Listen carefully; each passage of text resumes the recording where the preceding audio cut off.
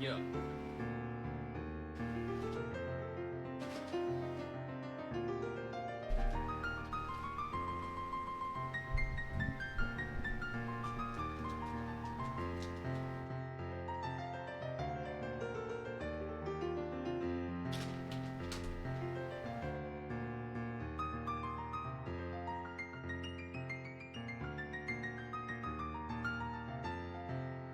What a good song from a good game.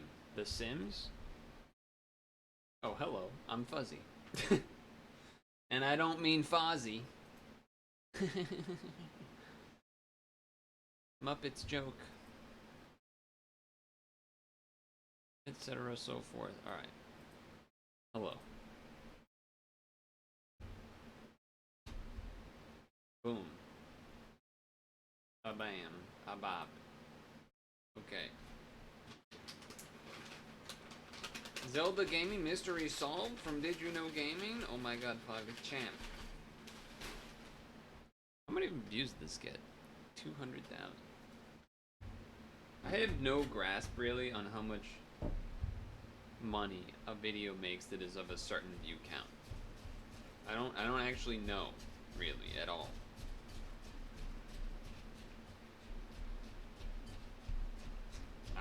There's not really anything else I had to add to that. I don't actually know. Anyway, let's get this thing started, I suppose. Today, we're covering 5 rumored Zelda games. A canceled adventure between Twilight Princess and Skyward Sword, a Zelda 2 remake, a couple Oracle-era Game Boy Color I think I've heard about the Zelda 2 remake one before. titles, and a Zelda mobile game. That last one's still in development. Or is it? Or Before is we it? show you the Okay. evidence debunking Or or is it? supporting each game's existence, Very relevant thing that I saw today. Okay. That's crazy. This. Very relevant. These are, of course, images of Nintendo's previous mobile games, which are almost all discontinued at this point.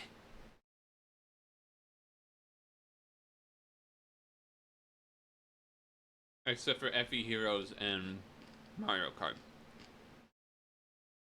Tour. But Mario Kart Tour is getting its last content update or something. And so people are like, they're gonna kill it, they're gonna kill it, oh no. we'll give you a few seconds to try and predict if the rumor was true, or just gaming websites making up fake news for clicks. Let's dig into the first one. Did you know there was almost a Zelda 2 remake on Game Boy Advance? Low-res images and footage of a demo surfaced online in October 2000, showing an impressive reimagining of Hyrule's overworld. It had flowing water, more detailed tiles, and transparent clouds floating across the screen. Almost 15 years after its debut on NES, it looked like the black sheep of the series was getting a bottom-up remake. So was there any truth to the rumor? No. Well, no. But some news outlets at the time would have had you believe it was real, and some versions of the myth still survive on lost media websites like Unseen64 and YouTube videos chronicling canceled games. Back in 2000, Nintendo World Report said there was, quote, a demo of Zelda 2 running on Game Boy Advance, and hoped it'd be part of a Zelda All-Stars collection on Nintendo's new handheld. Fan sites like Zelda Power and Zelda Legends carried the story as well, calling it a demo of an enhanced version of Zelda 2 running on GBA hardware. To be fair though, even though they were hyping it up as a possible remake, most sites were careful to say a remake wasn't officially confirmed. But some sites weren't so careful. More on that in a minute. Not much else was known about the mysterious Zelda demo until 2019, when it was suddenly discovered by accident. We recently spoke with Internet Archivist Jacob Leonard, who explained how he lucked into finding it. He was browsing eBay looking for prototypes and stumbled over a QA tester selling a development disc for SpongeBob SquarePants Super Sponge. The QA tester must have used them for playtesting 20 years ago and was now trying to clear out some space and make a few bucks. After Jacob won the auction for $100, he dug into Damn. $100? the discs and found some For this SpongeBob game? prototype assets. Satisfied that he found what he was looking for, Jacob uploaded the contents of the disc to the Internet Archive and moved on with his life. But now that it was freely available to the public, another archivist group known as Forest of Illusion went and did Classic. Forest of Illusion always doing good work. Or did good work? I feel like I remember them saying that they're stopping. digging even deeper into the disc's contents and found the long-lost Zelda 2 demo. Apparently, crazy. the devs used it to help make SpongeBob, and the ROM was still fully intact on the disc as part of a software development kit. So discovering the long-lost demo 20 years later was just a happy accident. But here's the thing. Once they got their hands on the demo, it was pretty clear it had absolutely nothing to do with Zelda 2. It only bears the slightest resemblance to the game's map and could have just as easily been any other game. Many 8-bit titles looked pretty similar. But there's nothing indicating a connection with any of them. It's just a tech demo showing off the GBA's capabilities, like scrolling, zooming, and transparency. So where'd all these websites get the idea that it was Hyrule? Most of them don't cite a source at all, but the ones who do say they got their information from the Nintendo Project, an old news site that doesn't exist anymore, but can still be found with the Wayback Machine. The Nintendo Project was run by a 15-year-old kid named Brian Stelter, who nowadays hosts a show on CNN called Reliable Sources. Or at least he did. That's a crazy, like, down the line CNN guy. Reliable Sources actually got taken off the air while this video was being written. Back in October 2000, Brian posted several articles about the so-called Zelda 2 demo, including this one with the headline, "Exclusive, Zelda GBA demo revealed," and goes on to make it sound like a full-on remake is in the works. And yes, we can confirm it is in fact the Brian Stelter, the CNN guy. The Nintendo Project had a French partner site, also called Nintendo Project, and Brian got all of his information about the demo from his French partner Julian Fursat, who was the only person known to have played it. One thing missing from all these articles was where the demo actually came from. They never addressed if it was at E3 or Space World or some high-level meeting. They just kinda said it existed, without explanation. So now, 22 years later, we got in touch with Julian Fursat to find out. He told us, "I had a website, Nintendo Project, and we had several contacts in the industry. I played it at the office of French publisher Titus Interactive. They were of course not authorized to show it to us, but Titus is gone, so it's okay to talk about it now." We asked if anyone told him it was a Zelda 2 demo, and he said no, but it sure looked like one to him. As the conversation went on, it was clear he was such a huge fan of Zelda 2, it had seeped into the cracks of his brain and he genuinely believed he was looking at Hyrule. But even back in 2000, he knew it was just a tech demo for developers, and not a remake in progress. In other words, the only reason people thought it was Zelda for the past 2 decades is because of one guy's misunderstanding, then Brian Stelter's clickbait. And people say Twitch chat streamers getting one guide is bad. This is one guy causing a ruckus for 2 decades. Articles sensationalizing it and spreading misinformation all around the English-speaking world. We reached out. That's even funnier that fucking CNN guy then made a show that was reliable sources when he was like the least reliable. To Brian to get his side of the story, but he declined to comment. We guess you could say, for this story at least, his sources weren't so reliable after all. No, they were not. Sorry, couldn't resist. The punchline just kinda wrote itself. Okay, now to the next rumor. A game known as Zelda Mobile.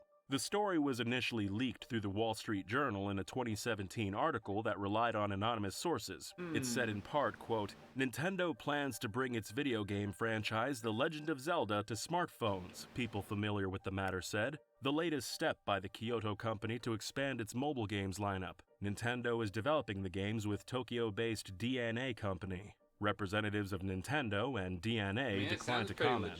For those unaware, DeNA is the company Nintendo owns a piece of and partnered with to make all their early mobile games. But as we said, the report all hinged on anonymous sources, which should always be taken with a grain of salt. So, was the rumor true? I mean, yes? I'm gonna say like yes, but like kind of.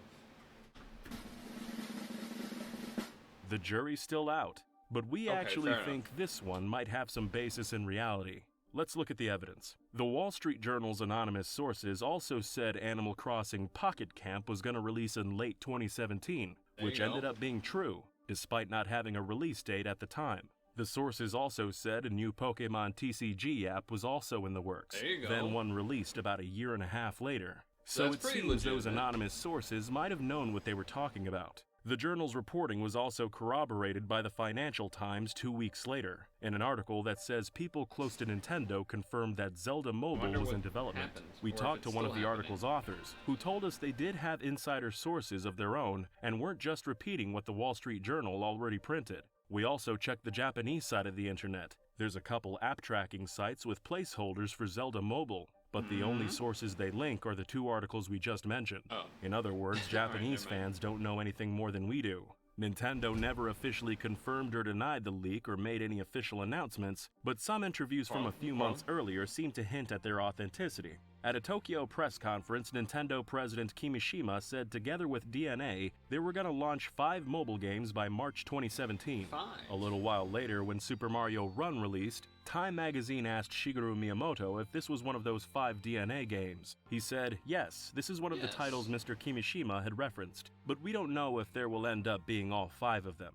Then in a follow-up email after the interview was over, Miyamoto redefined the release schedule, saying, "We've consistently stated a plan to launch approximately 5 mobile apps by the end of this fiscal year, but given market conditions and the development process for each title, our current plan is to launch 4 total mobile titles in that period." In other words, one mobile game was either delayed or canned, partly due to concerns surrounding development. It stands to reason that the missing game might have been the same Zelda mentioned in the leaks. At this point, Nintendo had most of their biggest IPs already on smartphones or currently in the works, like Mario, Mario Kart, Animal Crossing, Fire Emblem, and Pokemon.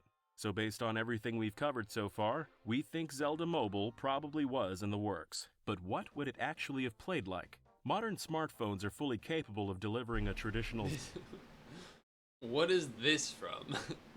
This is like a mobile game that is like trying to be Zelda experience. But it's not actually Games Zelda. like Oceanhorn come to mind. And Genshin Impact is pretty similar to Breath of the Wild, and reviewed well on mobile. That is crazy that Genshin is on mobile to me. Nintendo's other mobile games are trimmed down, pocket-sized versions of their respective series, so we don't expect anything resembling a console experience. One thing we can see with near certainty is that it wouldn't have been a traditional Zelda game with a button overlay, since Nintendo hasn't resorted to that with any of their other games, and their mobile games I haven't tried any of the, like, Mario runs or anything. Well, I guess they're all gone now anyway, but I didn't try any with of them one at hand. the time. When Nintendo bought 10% of DNA and entered a partnership to make Nintendo mobile games in 2015, then President Satoru Iwata said, R.I.P.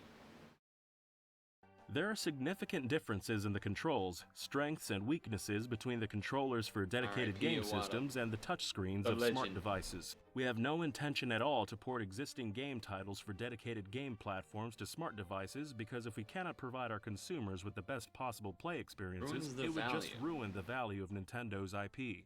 There's been a ton of speculation on what Zelda Mobile might have been from sites like IGN, who suggested a Pokemon Go-like shrine hunting concept where players track down shrines in the real world. That could be interesting, They also thought it could be a town builder or something along those lines. Then there's Zelda Universe, who thought it might have had something to do with the dungeon builder from Link's Awakening, which was sorely missing the ability to share your custom dungeons online. Cool, but the most interesting take came from somewhere else. About a year after the initial Zelda Mobile reports, fan site Japanese Nintendo noticed a new patent filed in Japan. New patent? The paperwork was for Spirit Tracks and included the a Spirit Tracks smartphone terms game. downloadable video game program and program for smartphone, suggesting Zelda Mobile was still in the works and might be headed in a new direction, drawing inspiration from Link's second outing on the Nintendo DS. To be clear, I haven't the actually patent played might that have meant one, nothing. Just Nintendo renewing old IP with the smartphone category tacked on as trademark protection. But Spirit Tracks does make some amount of sense, since it was controlled almost entirely with the touchscreen, and the long, thin nature of trains and railroad tracks would fit nicely on a phone's vertical display. The game's musical instrument, the Spirit Flute, was also played by blowing into the DS's microphone, which would have also I guess you could do well that with onto a phone. mobile. It's not hard to imagine a modernized Spirit Tracks sequel you can play with one hand, just like Nintendo's other mobile games. Here's Miyamoto showing Americans they can play Super Mario Run with one hand while eating a burger in the other. Now that's salesmanship. And that brings us to the one thing we do know about Zelda Mobile, and that's how Nintendo I didn't know that was a clip. Monetize it. I've never Super seen Mario Run was a pretty decent game when it was released in 2016. I guess I never really played. Financially, Nintendo considered it a failure. The problem was that they charged a $10 flat fee to buy the game outright, giving access to the complete experience. Mobile users balked at the price tag, and only 3% of the people who downloaded the free demo shelled out for the full game. So every Nintendo mobile game after that was free to play and stuffed with microtransactions and loot boxes, which apparently mobile gamers prefer, because those games were exponentially more successful. Yeah, it's kind of unfortunate that that is how it is.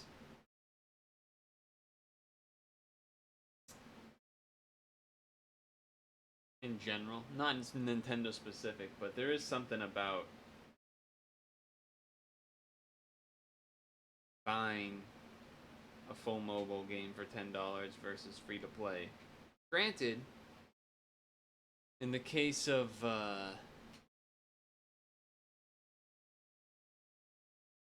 this, I guess, like Mario Run was like a full Mario game, it kind of looked like.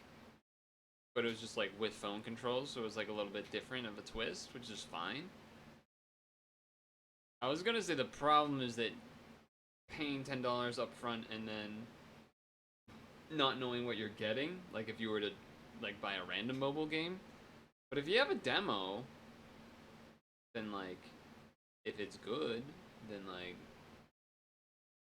I don't know how you would demo it though. Would you just do like the first world or something? Because you couldn't just do like the easy levels. You'd have to have like a boss fight in there or something a little interesting. But we don't want to bore you with too many numbers, but it's only going to take one example to get the point across. The average person who downloaded Fire Emblem Heroes spent $55 on microtransactions. Jesus Christ. While the average person who downloaded Mario Run only spent 28 cents, because most of them just played the free demo, then didn't want to pay the $10. Seems people... Oh, maybe the demo... Yeah, maybe the... I don't know how the demo works, I guess. Would rather get nickel and dimed. There was some celebration last year when Mario Kart Tour removed most of its loot boxes, but it still got a store with $40 price tags and core content locked behind a $5 a month Gold Pass subscription. We played Mario Kart Tour, Animal Crossing Pocket Camp, and Fire Emblem Heroes while researching this video, and we think it's fair to say they're all designed to make you reach for your wallet as often as possible. If Zelda Mobile released back in 2017, maybe we could have gotten the Mario Run treatment and paid for the full game up front. But if Nintendo releases it someday in the future... I wonder if that would be part of why. I'm gonna put my bowl back, but that's interesting to think about.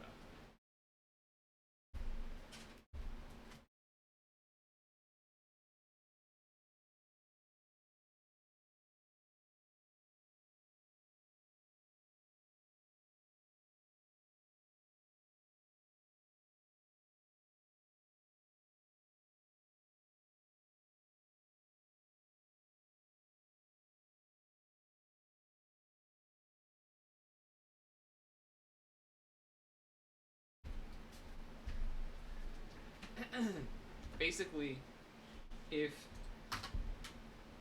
they were gonna do the same, if the Zelda train game, as I will call it, was kind of like a real game, quote unquote, in terms of like not like living game, not a live game service, but like just like a full complete game. Then I could see them having Mario Kart come out, or the Mario Run come out, see that it does poorly, and they're like only halfway through Zelda, so then they either can it or change direction and then later can it or something. Which they probably will in one form or another. There's a good chance it'll be free to play and built around microtransactions. Fire Emblem players have spent billions, making them 196 times more profitable than Mario players. That's crazy. I think part of the reason, though, is that also, I think even if, maybe not Mario, but look, weebs like gacha games, okay? And Fire Emblem is basically weeb. Fire Emblem, virtually guaranteeing a bigger crowd and more money. As a publicly traded company, Nintendo's got a fiduciary responsibility to maximize profits for their shareholders. So in accordance with their current mobile strategy, they're almost certainly gonna loot box it up. For the record, you can play Nintendo's mobile games and have fun without spending a penny. Zelda Mobile would probably be the same. You could adventure all the way to the end for free, but the best swords, train parts, and castle upgrades or whatever are gonna cost $5 in the shop, or have a 1% drop rate in randomized loot boxes. But enough about mobile games. Let's move on to those Game Boy Color games. In 1999, Nintendo partnered with Capcom to make 6 new Zelda games, but they only ended up making 4. Oracle of Ages, Oracle of Seasons, I didn't know they worked with Capcom on these. Swords, and the Minish Cap. All of these? So did we miss out on 2 impressive. Zelda games Nintendo and Capcom promised to make? I mean, maybe he's leading the horse here with saying that it was supposed to be 6 and we got 4. But my instinct would be yes, in some capacity, even if it was just on the idea stage. No. Wikipedia, Fandom Wiki, and various other websites and YouTube videos all say Capcom agreed to make 6 Zeldas. So it's just the original source on Wikipedia. So at a glance, you'd probably assume it's true. So let's dig into both sources. Just some guy. A 1999 issue of a German magazine and an IGN article from the same year. We originally went digging into this story to try and learn more about those 2 missing Zelda games in order to find out what they were. So we tracked down that German magazine and had it translated. It's an interview with Oracle producer Yoshiki maybe a translation Okamoto, error, but nowhere does he say anything even close to Capcom and Nintendo signing an agreement to make 6 Zelda games. We checked out the IGN page too, but it just says, IGN has learned that Nintendo's hard at work on 6 new Zelda titles for Game Boy Color. They never say how they learned that information. They did talk to Okamoto earlier that year, but not about Zelda specifically. We'd like to have checked with IGN's author to ask where he learned that information no one else had, especially since it flies in the face of everything we do know about the Oracle game's development. But the article doesn't even say who wrote it. We got in contact with Yoshiki Okamoto, but when we asked him about it, the idea of 6 Zelda games didn't ring any bells. And he was the guy at Capcom who struck the deal with Miyamoto in the first place. I mean, now, if he doesn't remember that Oracle of Seasons essentially began development as a Zelda 1 remake for Game Boy Color, and after that there were gonna be 3 Oracle games until Miyamoto canceled one of them, because Okamoto's team was having trouble making a full trilogy. But the deal for 6 Capcom Zeldas, and especially 6 for Game Boy Color specifically, just seems like it was kind of made up from thin air. Cool. It's an unsourced claim from... Dude, this is one of those things that, kind of off track, but this is one of those things that, like, a collector / historian person, like, it would be so sick to be, to get this. To, like, have this somehow... somewhere in some storage, uncovered, the doll / whatever used for the commercial, like people would go crazy over IGN that made it onto Wikipedia, then got copy-pasted all over the internet. That kind of thing happens more than you might expect, actually. One time Wikipedia cited a particular page of a book, so we bought the book on Amazon, then we read it, and it wasn't even about the same topic. But we digress. We've pretty much exhausted everything we know about this false claim, so let's tackle the last and largest game in this video. The Legend of Zelda: Valley of the Flood, also known as Project Deluge. In the summer of 2008, it had almost been 2 years since Twilight Princess came out, with no word from Nintendo on what was coming next. That's when a leaked interview surfaced online, which wasn't supposed to be published until E3 a few weeks later. In the interview, Zelda director Eiji Aonuma offered some details on what the next Zelda was going to look like. Simply put, it was a Wind Waker prequel, but much darker and wouldn't have Link as the main character. So was it true? Was this the cancelled Zelda game between Twilight Princess and Skyward Sword? So, I would say depends on who the source was that leaked the interview. Because it's all hinging on that. Probably no. Of course not. In retrospect, yeah, I was gonna say, because like, wait a second, Skyward Sword did end up coming out, like, not that, like, they wouldn't just like sneak in a new one. Leak, and that anyone believed it at all seems laughable. But some people actually did believe it. Fans were talking about it all over the internet, from message boards to actual website articles, and even Wikipedia moderators didn't know if Project Deluge should be added to the main Zelda page. Like most fake leaks, Valley of the Flood's been mostly forgotten about nowadays, but it's one of the most far-reaching Zelda rumors of all time, I never heard about this and pretty hilarious to look back on. So let's get into it. In the quote-unquote leaked interview, Aonuma says, "There are various critical aspects of Deluge that I want to address. The first is a greater sense of psychological peril. Miyamoto and I have disagreed a great deal on the importance of storytelling in games. He argues for simplicity and straightforwardness, and I have long believed that stories in games can be as powerful as in books if done well." I feel like they wouldn't... Well, so obviously this shit is fake, but like... Seems like Nintendo, they wouldn't be able to... Or it would be very frowned upon to like even... act like that they would disagree to this level. So I want to assert that the game will have a much more complicated story in the sense that our hero is no longer mute. In Wind Waker's opening cutscene, it recounts a time when Ganon returned, but the hero never came to slay him, so the gods flooded Hyrule. Aonuma says before that flood is when this game will take place, with Hyrule crumbling and the races in chaos. The land needs a hero, so one boy deludes himself into thinking he is that hero, and even starts wearing Link's iconic green tunic. He's insane, basically, and believes it's his destiny to defeat Ganon and save Hyrule. Ganon's more of a lunatic too, and occasional cutscenes show his madness overpower him throughout the game.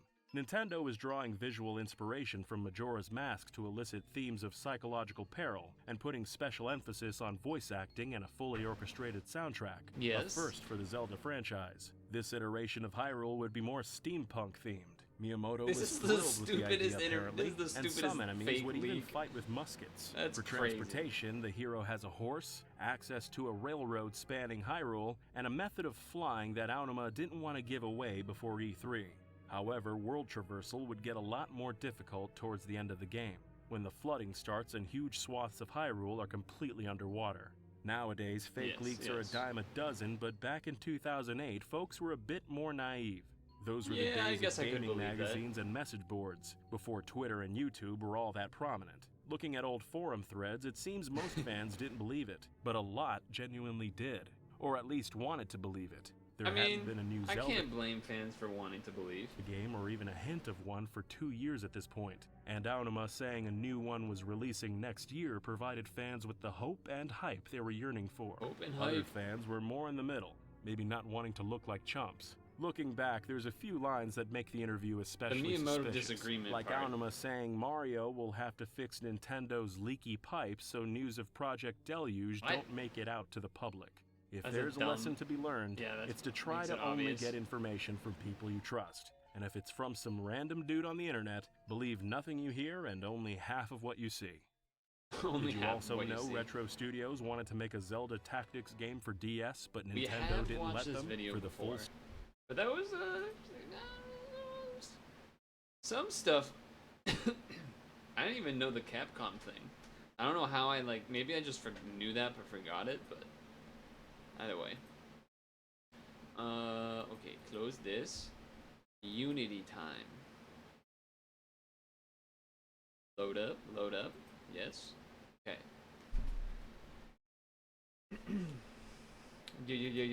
Unity time.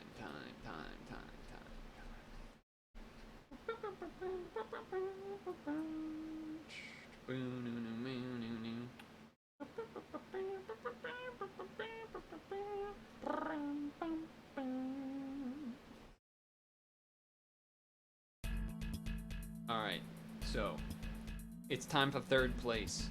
Sushi Zanmai. Zanmai? I don't know. It looks like a game.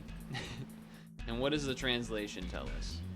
Translation tells us, let's serve sushi to the fish and purify it. If you feed the sushi as requested, the fish will be satisfied and turn into green onion. It seems that if you provide perfect service 10 times in a row, you can see the Phantom Super Uni time. So, serve the fish, arrows, or quirt. Can also be operated by clicking a button. Alright, let's see if this can be done.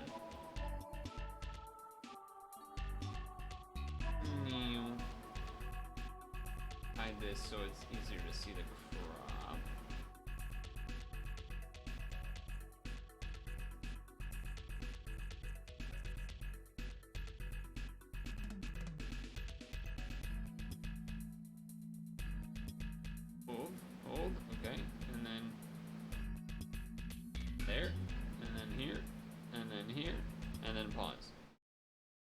change the title, or not change the title, but change the thing to games and demos.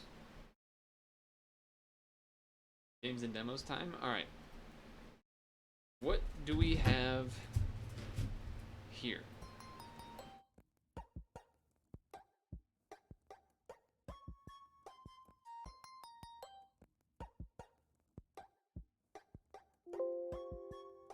Sounds good to me.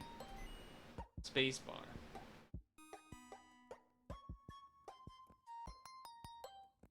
Okay. Let's attempt to have this page translated. Because, feels like that's kind of important. Okay.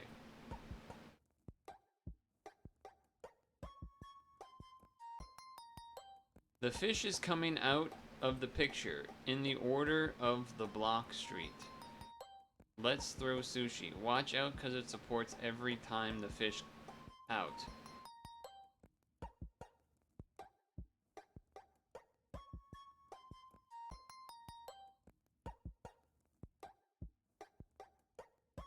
Ah, okay. The menu is the arrows. Okay, menu is like the arrows, which represent these things, and then this is an order, and then you have to do it in that order. So in this case, you would do down, right, left, up. Okay, okay, I get it, I get it, I get it, I get it. Do I want to do arrows? I guess so. I'll try the arrows out. I'm sure I'll mess this up a lot. Okay. So right, up, left, down.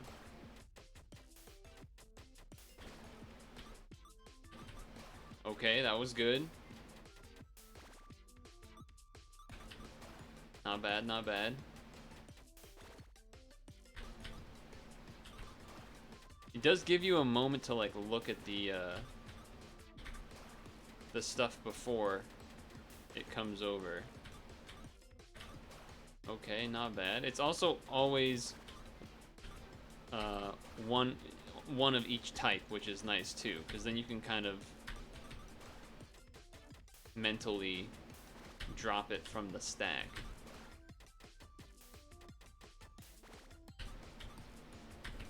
Oh, I did it backwards? That's not good. Okay, okay. How did I do? Was that the end? Super time.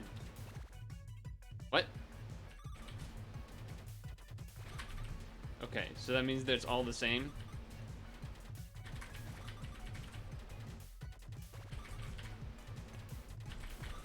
And you just spam it. That's kind of satisfying. I don't know how I feel about like the fish being killed, but I'm basically just smashing all the keys on the keyboard. Well, on all the arrows. Okay, back to normal.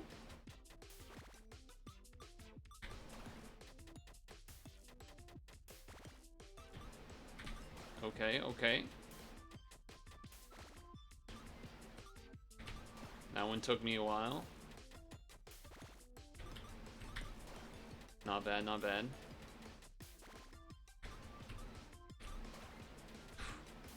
This is like a little stressful.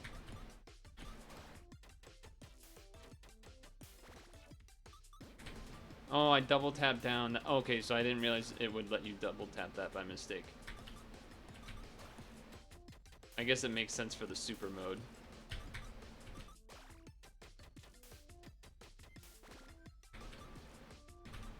I almost messed that one up.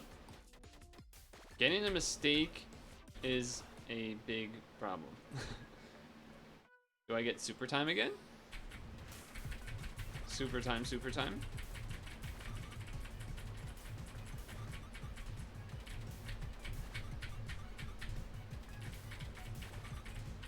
Nice. The art, I mean, the art has different fish, different music. It's pretty nice. It's a pretty nice looking setup they got. I don't know what the text on the bottom says, but the scrolling text, rather. I also don't know how to tell when the super time is going away, besides the fact that it goes away. But beyond that, I don't actually know what makes it do that.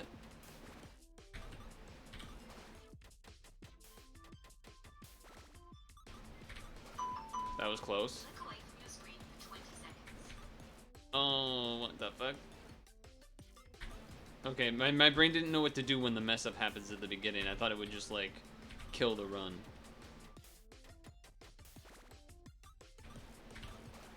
Oh my god, my time's almost out. I fucked up. I lost. Look, I was stressed. I was pressing fast. I don't know if... Is that a good starting time? Probably not.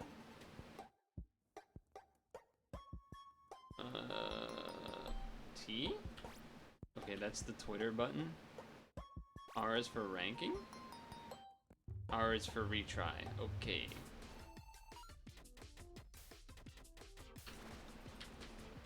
I'm just gonna let that go. I wanted to see where did I end up? Oh, I'm not even. I'm like somewhere in the 90s, right? I'm 62nd. This is me right here. 91350. Does that mean the same amount for here? 62nd? Oh no, it's different here. Number of plates stacked neatly? 104. 92 pieces. Huh. I would assume the people that have the... Yeah, okay, this... Well, Mike has more stacked places than the third highest score.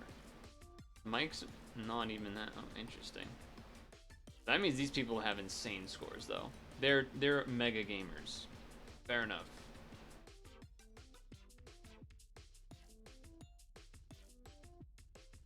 Okay. Let the time run out. I'm guessing space takes you back to the main menu then? Minus 900. Ah, okay. Takes you back to the main menu. Okay. That was pretty good. I liked it. It's, I don't know, repeatable, playable, go for high score, well produced, good art, good pixel art, fun little, I like the free mode where you just mash. It gives you a moment to like calm down a little bit. So it makes you the sort of the game essence of it being like, I just gotta live a couple more and then I'll get the free time and I can like chill for a second, etc. so forth. So yeah, I don't got much to say as far as like complaints or anything like that. It was just well done. Although it ranks first in terms of operability, I think it would be even better if sushi placement on the left side was aligned with the direction key placement and WASP was supported. Well, WASP was supported. Placed on the left side aligned with the direction key placement. I don't know what this means. I love the artwork and addictive nature. The atmosphere created all the elements. The addictive nature of pressing the buttons. I don't know. Oh, sea urchin time. That's when it's free mode, I see. Added rare fish? I don't know if we saw the rare fish. Fix the button specification tutorial stuff. Okay. Yeah, I mean... I only did one run because, like, I only really need to do one run to understand it. And, I'm not trying to lose my my energy getting, like, an Omega time. I'm not gonna get one of these top times. It's just simply not the kind of thing I'm great at, I would think. I mean, I could do okay, probably, but I'm not trying to Omega gamer focus right now. You know what I mean? But, certainly worthy of third place. It was a good game. So... there you go. Third place in game. Makes sense to me. Makes sense to me. Okay. Now we have... what is next? What do we have next? We have... ooh, I'm actually excited for this one. I'm excited for this one. We have second place, Colorless Craftworks by Shunte, who is a name I recognize. And in general, I don't know, I'm excited to try this one. It's got not quite the highest amount of views. I mean, this one, first place, it's a lot of numbers there, but second place ain't nothing to scoff at. So I'm hoping for something great here, and I would expect something pretty good from Shunte and gang. 2D puzzle game where you move forward by breathing life into things with a paintbrush. WASD to move, Z go back a move, and use the mouse to paint. I'm already excited. I'm hoping there's not too much text required, but you never know. Pause. Alright. We gotta crop this bad boy. There we go that way. There we go that way. Bam. And bam.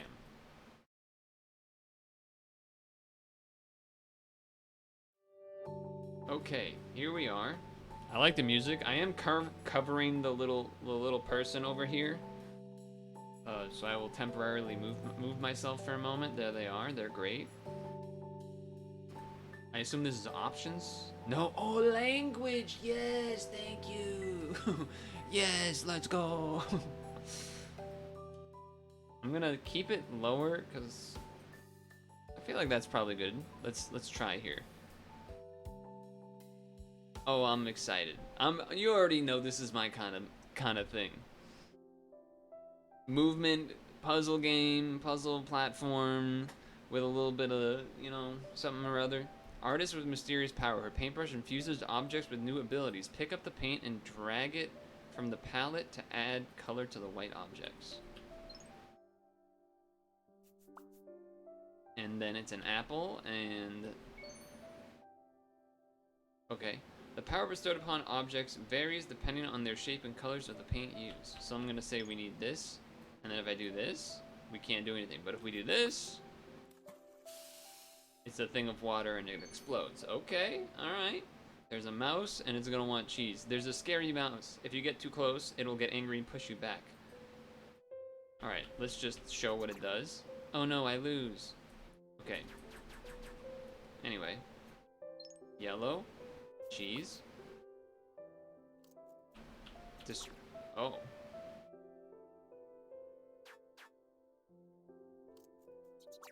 Okay.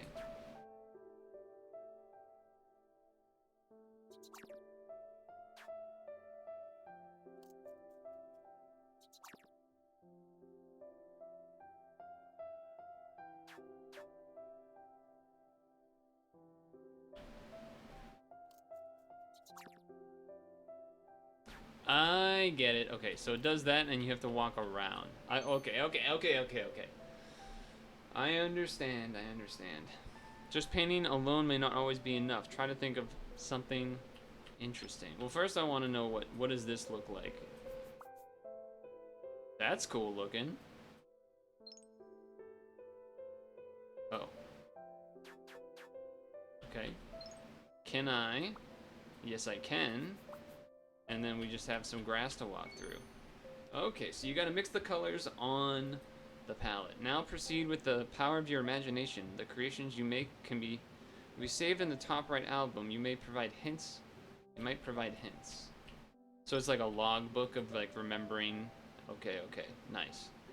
That's a nice little feature. Especially because I imagine there's gonna be a lot of combos later on. Okay. So blue just makes spikes, red makes an apple. What does purple make? Monk. And he just eats that, huh? And then this would make spikes. So what else what does purple make on a spike? 10-pound weight? Okay. That's fun. I'm gonna say apple. Oh, it's not a circle, so it's a different type of fire or something. Okay. So, monkey in the middle. Wait, that's not a monkey. Monkey here. Break that, but then we can't go that way. Then if you do that, it's an ice block, and you can push the ice block. You can push the ice block. Where's my gorilla notes? I want my gorilla notes. Kind-hearted forest sage. When it appears, blows away objects and adjacent squares. A heavy, weighty weight. It's so heavy it cannot be moved. Alright, hold on. This is getting interesting. Let me, I haven't tagged Discord yet, so I guess let me do that too. Let me do that too.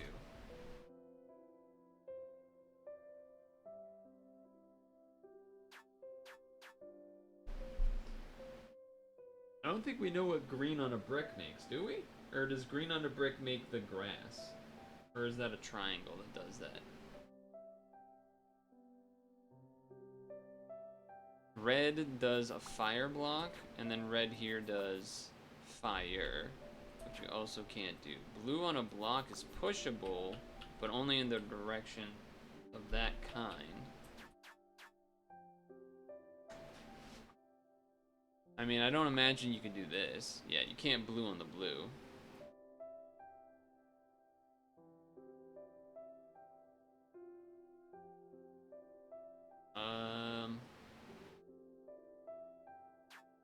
I'm a little confused, actually. Because blue spike, I can't go through it, right? No. Feels like I need a gorilla, and then I need to, like, make cube, but then I push cube, and then I can't go. So then what is... Oh, but what if I do, like...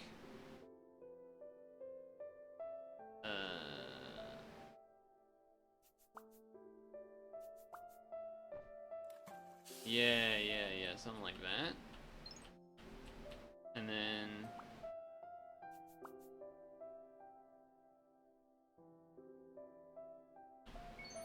I wonder if there was a reason to get the other blue. How do I go back? Back to title? Start?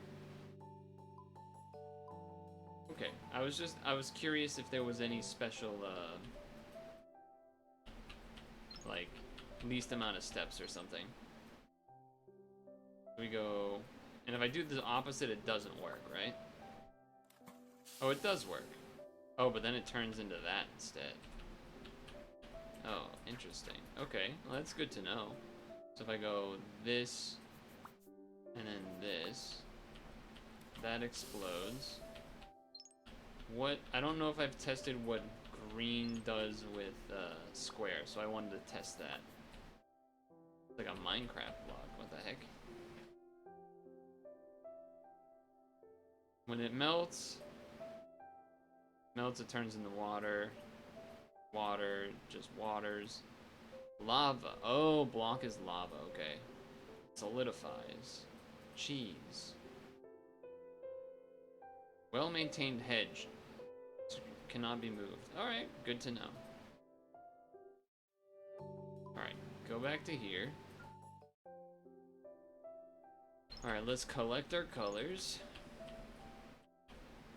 So if we push... Oh, we can't push. What happens if I do this? Oh, I pushed that now. Can I push this into fire? What happens? Uh-oh. Alright. That's probably not great.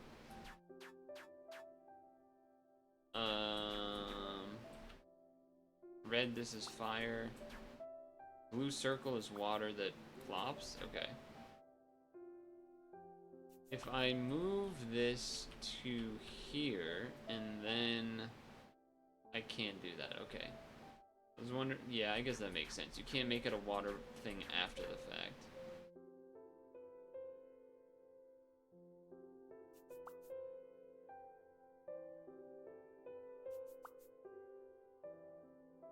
But then I can't push this down. Can that reach that to no? Okay. Okay, let's think then. What do we got going on here? I like how she twirls every now and then. Little twirl action. I assume we need the yellow to then make this cheese and then like push it down and get it out of the way. What I'm not sure I get is how... Wait, I can move this. Yeah, because the cubes you can move. Oh, it's a cube. So it moves like that. Okay. So we need an apple so we can use it to have like a stopper. That doesn't make sense.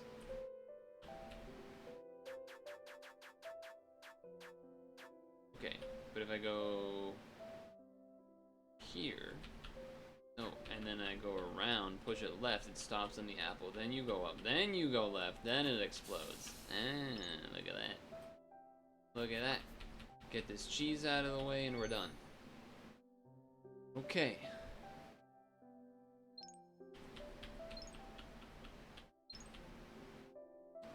What is purple circle? It is a fucking bomb. Okay. Alright, alright. That would be a cube. Does this make this turn into fire? No. But this would, if I go like, oh, if I go like this, and then that comes also on fire, and then I do this to make that go away. He's learning? He's learning? He's learning the video game? Is my crop off? A little? Yeah, okay, it was slightly, my bad. Alright, let's collect the colors. If I blew this, it's gonna open, right? Okay, okay. Then I cheese? That's not cheese. What does the light bulb do? Temporarily blinds the mouse. Jesus, okay. Does this also distract the mouse?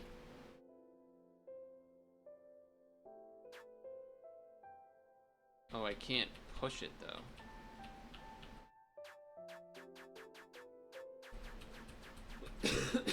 Hold on. Let me think about this. What about green? Or that's purple? Does that blow up the... No, it does not blow up the mouse. It does not blow up the mouse.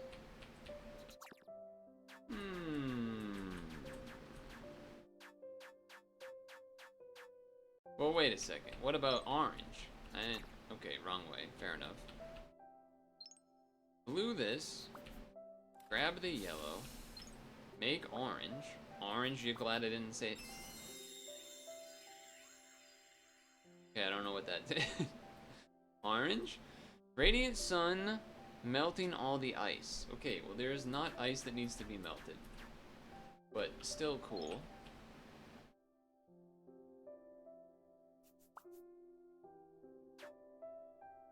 Does the mouse like apples?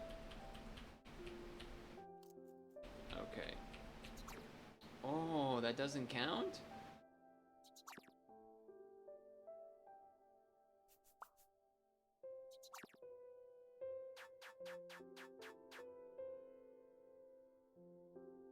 How do I lure a mouse 2 spots away? Ah, I get it. Do this to lure it here, then blind it. I get it, I get it. Okay. What does an orange square do? That's a box? Interesting. Box properties. Surprisingly late could be pushed and carried. How does one carry? I think it just means pushed. I need an explosive, so I think I need the red and the blue in order to blow this thing up. But actually what I want to try first is what an orange triangle looks like. That makes a mouse, okay? That's definitely not what I want. Alright, so do this. Grab, then cheese this, push it up, get the red, and then we're hoping that this bomb, is that gonna hurt me? No, okay. The bomb indeed blew up the thing. Okay, this is a lot of stuff. This is a light bulb, this is a water, this is the cheese. So, if I water here, gets rid of all of those, and then I think all we gotta do is make 2 grasses. I don't think we even need the... Can I do this? No, okay, just checking. I can do grass, I can do orange, I can do purple, I can do green.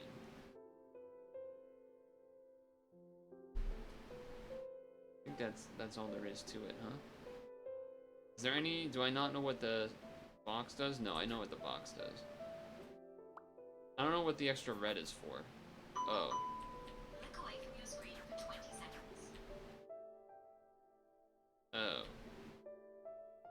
I thought that was grass. I guess grass is triangle then.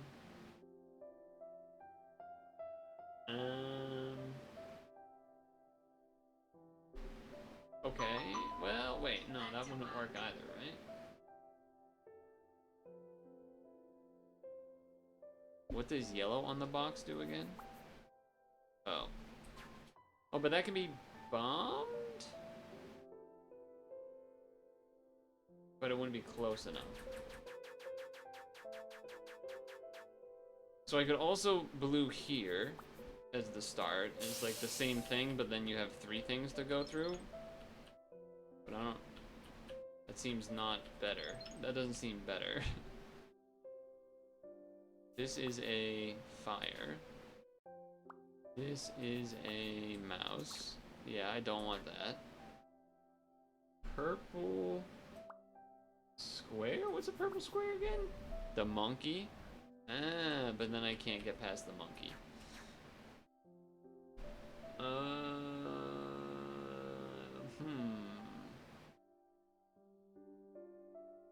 Yeah, monkey's fun, but it doesn't actually help.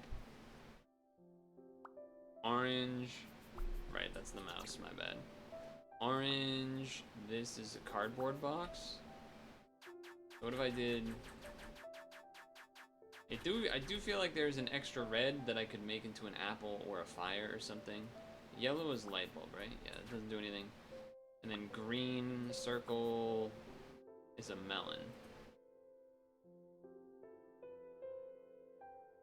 Can be pushed and carried. I think pushed is like the same thing. I don't think carried actually means something. I mean, you either have to blue this or blue this. Really all it is.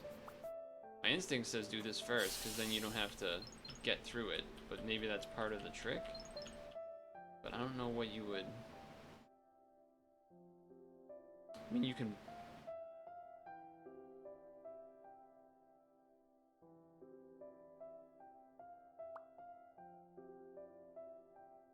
You could do this to like push it and stuff, but then as soon as I push it here, it's gonna turn to fire. So that seems not particularly useful.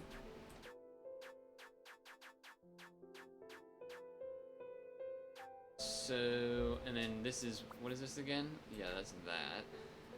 This is a cube, and then if I did this, it burns, but then I can't go through it. What is triangle again?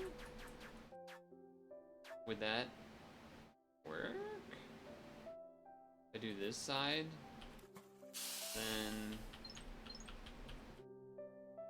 you, and then green, and then blue.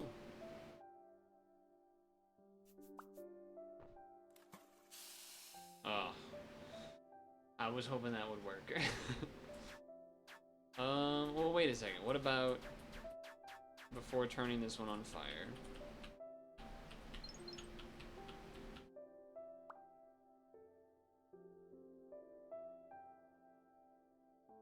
It's like you almost want fire on both sides somehow. Well, I guess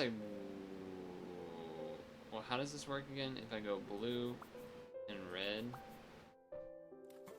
then that becomes hard.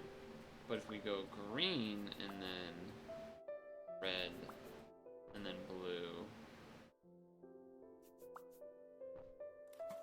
then it doesn't work either. If I didn't have the triangle, could I just make one fire, one water, and be okay? Like if I just did fire, water. No, because that becomes a square. But if I make it green first and then water, it is okay or something.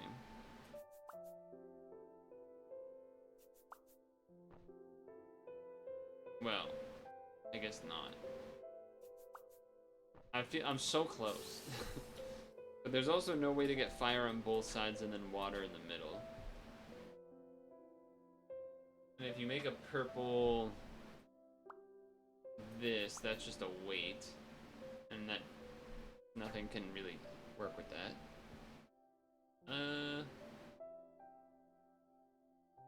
Unless a gorilla is like interactable in that it wants to go have a watermelon. Like just because it's food. I guess you could do an apple too. Either of those maybe.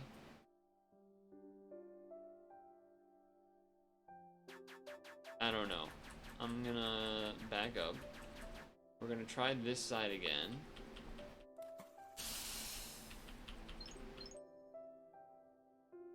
Okay. Apple. Oh, but I need purple. Green. What is a yellow? That's a light bulb, right? And I can't push the light bulb. And what is this again? Oh, that's a bomb. That is a bomb.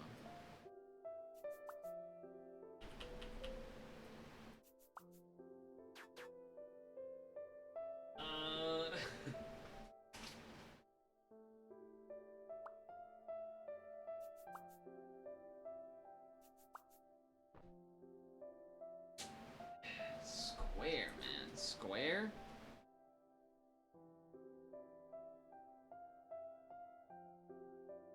How do I put out the fire?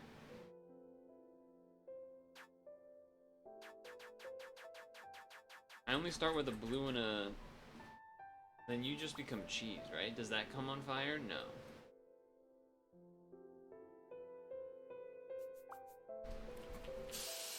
Is cheese useful for anything besides the fact that it can be pushed?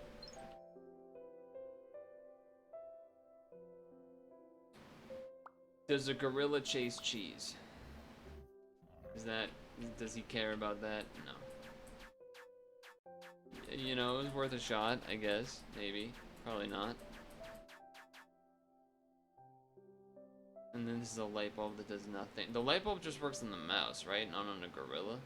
I guess it doesn't matter. The gorilla doesn't do anything. It just stands there. It doesn't actually hurt me actively. Wow, this one is not...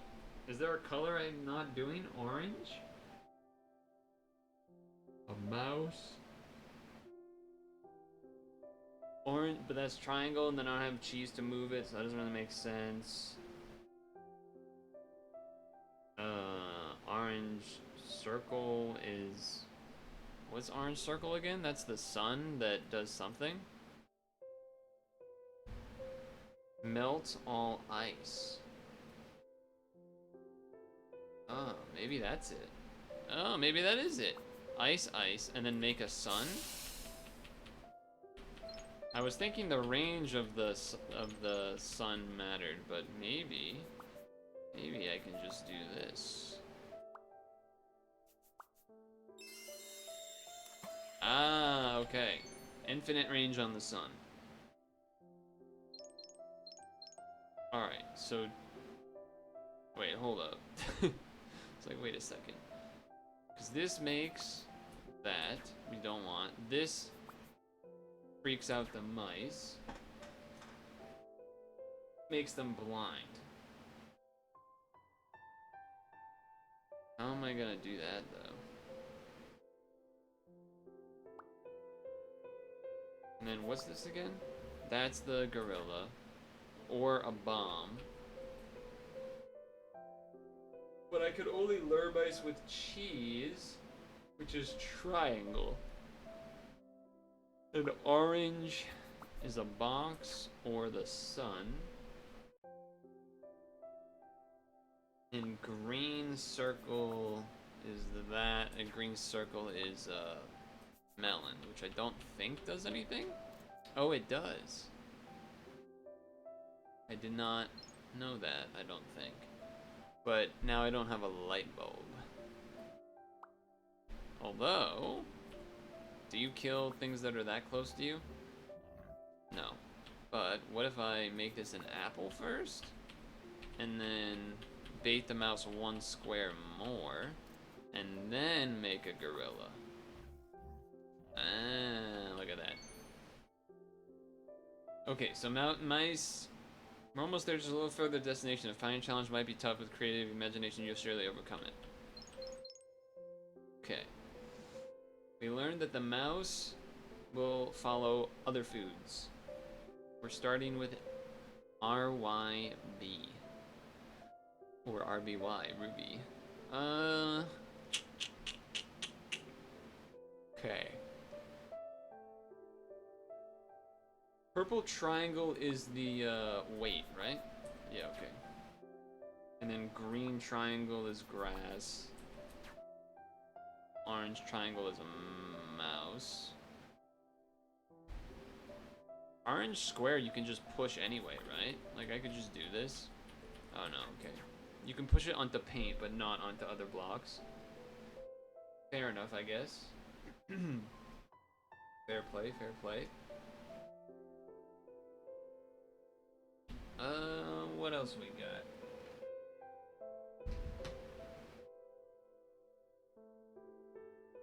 I mean, I could do this, I'm pretty sure this hits. But I don't know if that's really, you know, good necessarily. You know what we could do is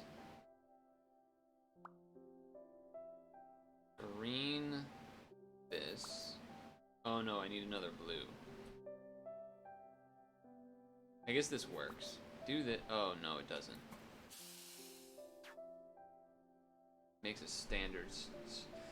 I was thinking like if you had this grass and then this fire and they light up and then you have a blue here and then this path melts and you don't care about this path, which is still true, but gorilla is this. Nope. This is gorilla, which would kill both of these. But this makes a block, right? Yeah. And then this makes it cheese, and it will move to that? Okay.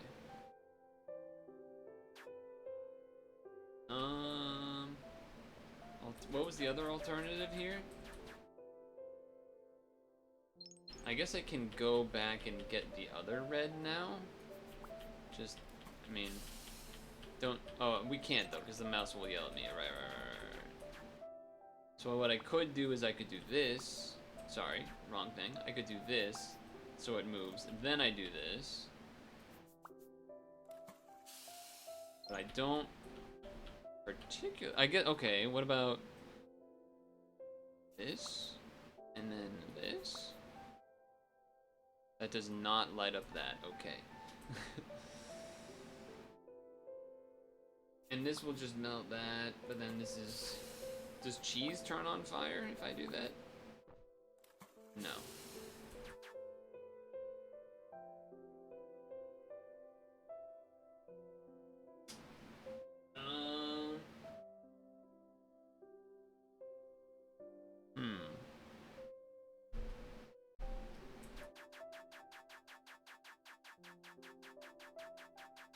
back up to the beginning here. Okay. I do still think you have to start over here.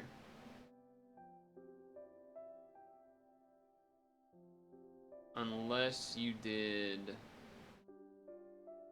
this and then this. Oh, it doesn't melt this one. It does undo this side though.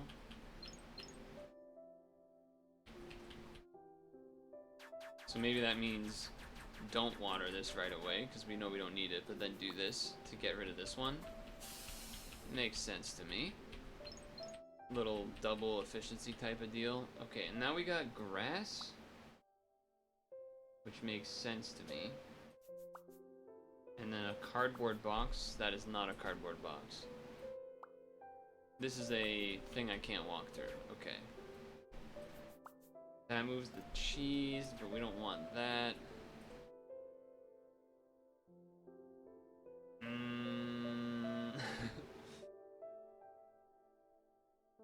This makes a box, right?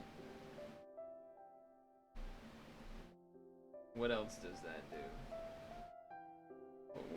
What else do you do? I guess we can cheese this to move down, but then and then this to here, but then again I don't really know why I'm doing that. Wait a second. Gorilla. There we go. I don't know why. Oh, I guess this doesn't count as something that needs to be killed in the first place. That was fun. There's probably more than one way to do that, would be my guess. Oh. Oh, I can paint. Oh, we like draw the colors to the screen for the credits. That's cute. That's nice. Oh, that was great. Fantastic. In fact, thank you for playing. Thank you for making. What did I tell you? Shunte, I just know. Oh, achievements. Seizing the moment. Clear 8 using the light bulb. Clear 10 while remaining 1 plate. Paint. 11 using gorilla. There's a bunch of others, huh?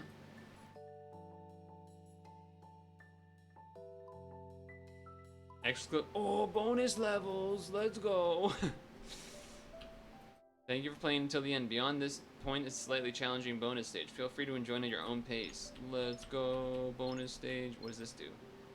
Oh, achievements. What I wanted to check was, have I unlocked everything? And okay, I have. So I'm trying to remember, how do I do this again? If I do this, and I do this, and I do this, that does not help, right? No, it does not.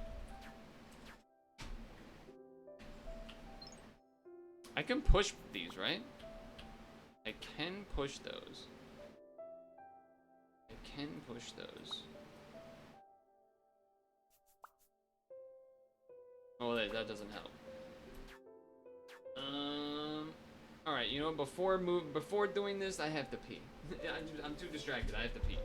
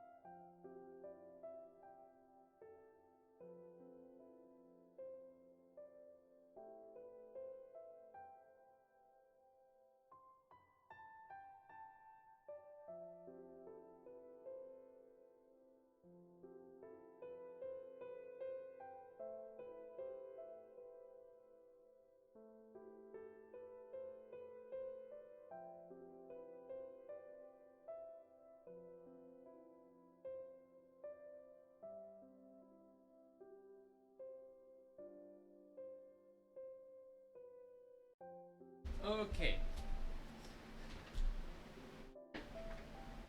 Peeing has occurred. I don't assume this works. Yeah, not quite. Kind of had a feeling that wouldn't work, but I wanted to try it. I can't walk through this, right? Because it's the wreck one? Yeah. Okay.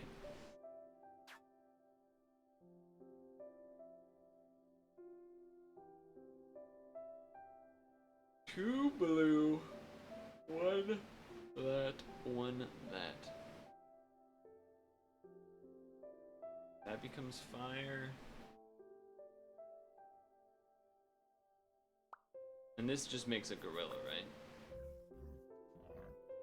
Then this becomes a block or a water, and then you can't push the water. Same as the cardboard box. Same as the cardboard box. Oh, wait, but what if I do this and then this here, and we don't care about the fire being, you know, whatever anymore. We just melt it in this one and then go through. Okay, nice.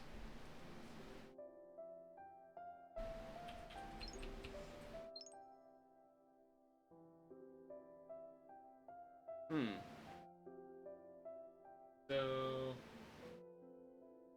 we need to melt the water, or rather we need some fire thing near it that needs to melt.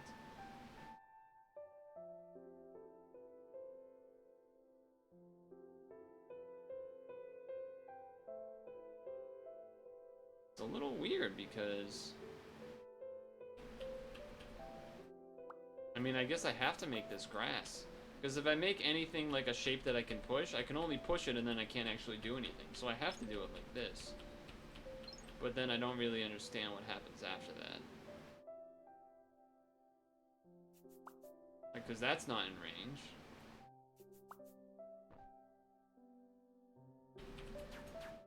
So I'm not sure I understand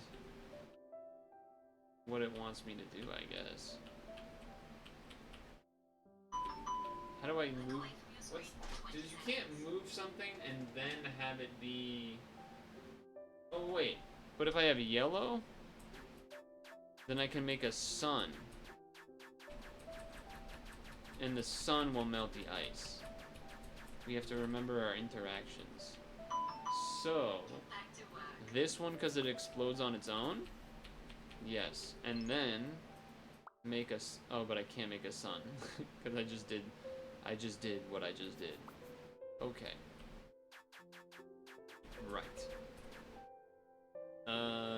Is there another way I can make something disappear? I can push, but then again, I can't go down now. And the same would be true for this. So if I have to use yellow... Well, I guess I don't have to use yellow to go through. It's not that yellow to go through is the problem. It's that yellow is...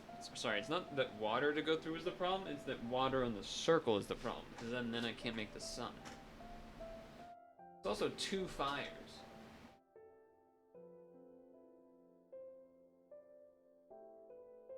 Also two reds. Which are always fire unless you make it into something else.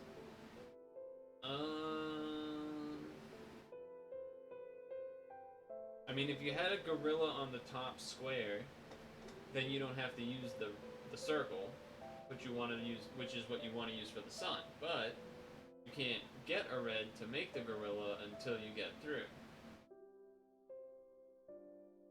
And if you use the yellow to make green for the grass to go through, then you're out of stuff.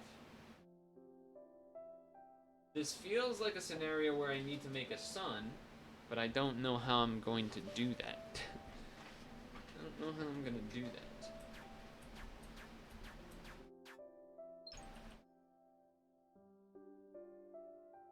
Because this turns into a thing, and then I can't push it. This turns into a thing I can push, but then it doesn't allow me to get anywhere. So there's only two moves. It's this, or it's grass in the middle.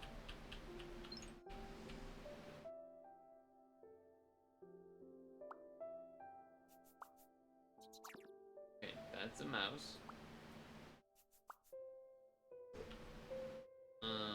I guess that doesn't do anything, huh?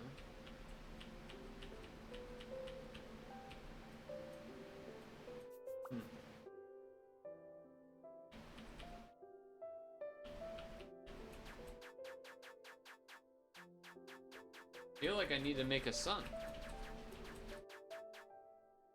But I don't know how I can do that. How do I get through, but still have a yellow to make a sun? Because you have to make orange. But then why do I have 2 red options? Why are there 2 reds? Why are the squares there, even? I think the squares are just there so that I have to move in a certain way. Not actually things that need to be destroyed or whatever. So green circle is a melon? Is that right? Yeah, and that doesn't help.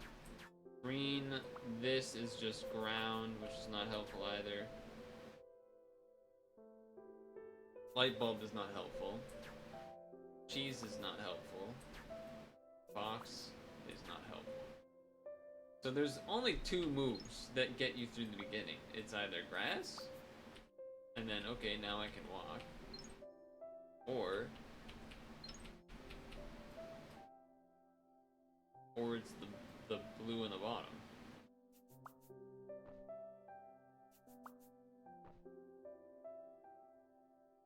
Wait a second. I have an idea. Okay. So, if I can do this, there it is. Now the water will melt and I can go through. I'm learning. I'm pretty decent at the game, maybe even. Okay.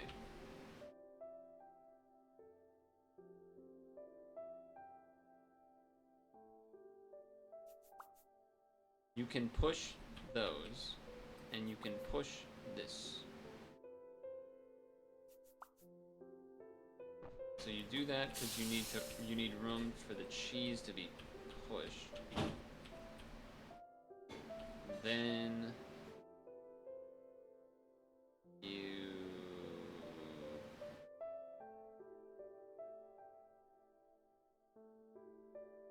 how does this part? Because I need to get the blue down into this corner. So actually what I need to do, I guess I didn't need to move that, didn't even need to push this blue in the first place. What I need to do actually is, I guess, like this. Oh, but then you can't have it go near here either. I was gonna say, you go all the way around, push it left, and then push it down, then send it. But you can't really do that either. But I guess if you use 2 blocks to do it. So if you go like this.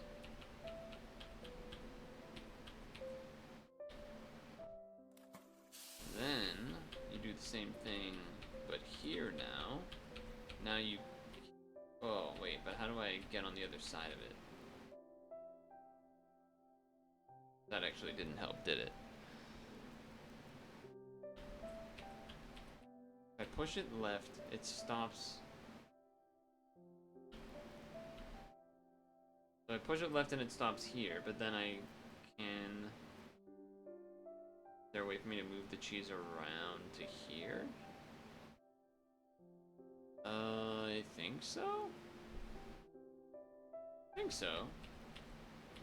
Okay, so now... Cheese. Up, up, up, up. Down, down. Here. Now you go this way. Ah, look at that. Now, on home. Nice. Very nice.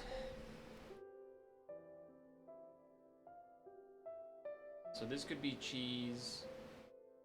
Could also make it a mouse. If you use the orange. Light bulb would scare the mouse, but you'd have to bait.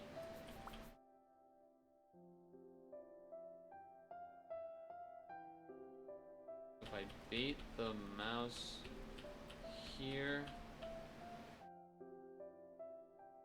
this, and then this. Mouse goes, it's baited. That one was easy for me. Okay, let's do the obvious thing to start. Just not really thinking about it, I guess.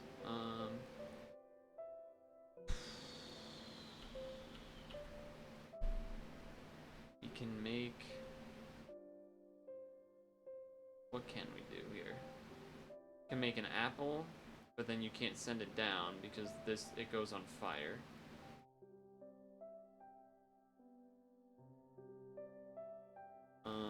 You can make this into a flashlight, but it doesn't matter yet. You can make this into a melon? Does a melon go on fire? Probably, right? Yeah, it does, okay. Okay. The water would explode, but it wouldn't hit anything. But this is a cube that can be pushed. So that's gonna be that, and then you're gonna push it and it's gonna do the thing. So, then you... My bad. Then you make this into an apple. Oh. Maybe not. 'Cause you can't... It's not gonna melt, right? Hold on, it's a little trickier than I thought.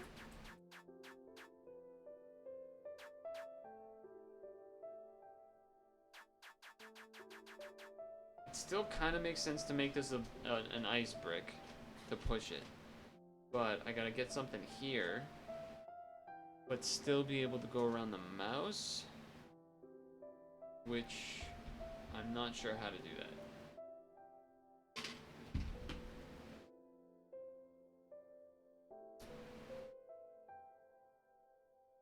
Oh, it's a little annoying that these things are all lit up. But okay, I think I cleared it now. No? What did I miss? Oh, the mouse. The red dot was distracting. Okay. And the only other thing I did was what? Make the cheese so the mouse moved up? I mean, that's literally you have to do that.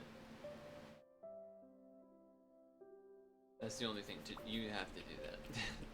It just has to happen. Grass wouldn't help. You wouldn't be able to... What? I wonder if you can walk through the grass. I mean, it makes less sense because you're still using more resources, but if it like hides you from the mouse, that'd be kind of funny. Okay, it does not. And obviously it's not going to be the water, so...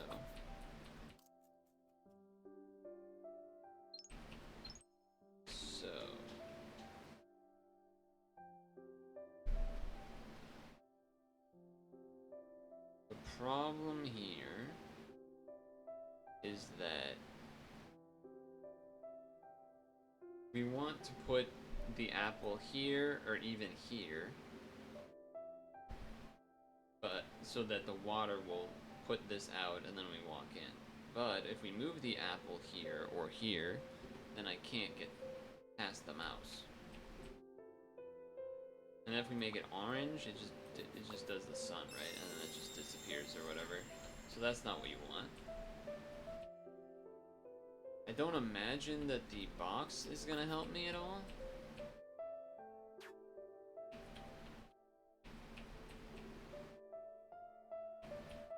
And then all you have left is blue.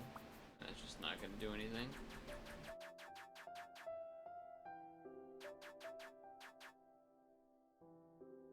So... And yeah, you can't get food down to these mice.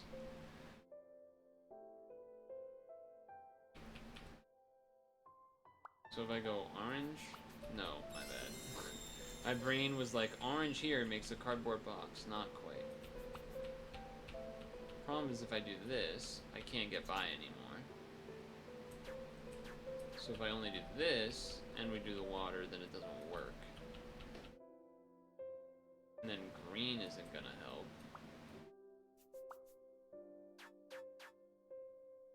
But we do want the blue.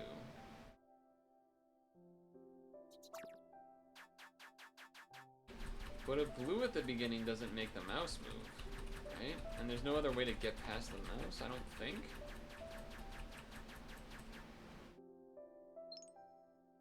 Like, blue here doesn't actually do anything.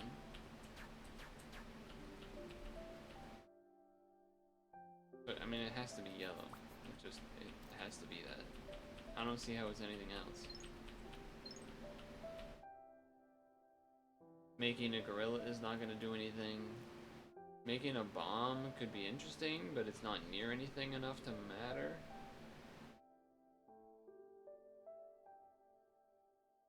And I don't think that doing a sun here makes a difference, right? It doesn't deal with the fire. No.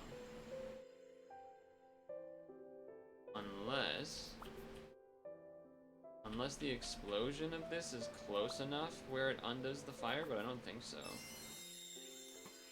Yeah, it's one spot short. So that would have been cool. Definitely would have been cool, but it's not.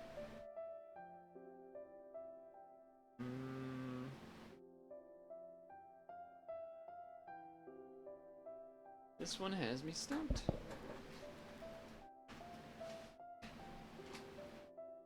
I mean, is there some...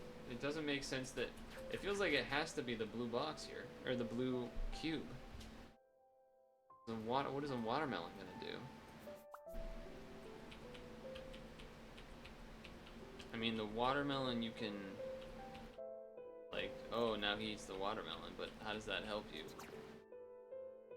And then if you try to do sort of the opposite, where you... Okay, now let me bait this mouse down here. Oh wait, now I can't. And then now I'm just stuck with like this for no reason.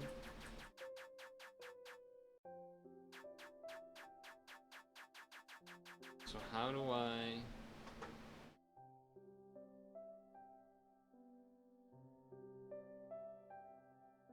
Can't move...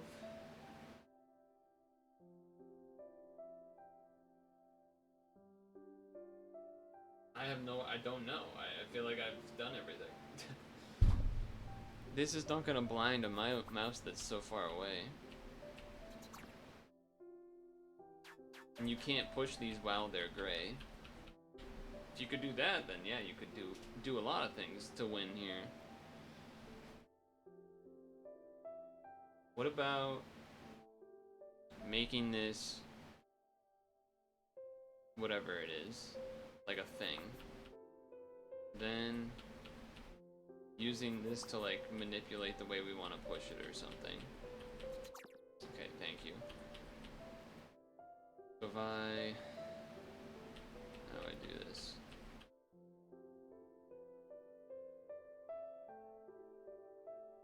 That doesn't help because now the mouse is in the way.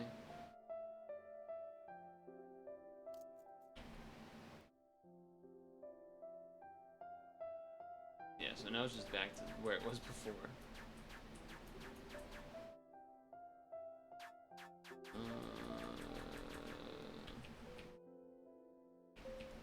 There's some world where we like have the red here.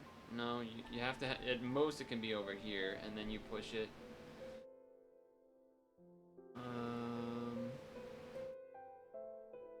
Because if you do this and then you push it over, it's here. That's great. I can push it up now, but now I can't push it back to the right anymore.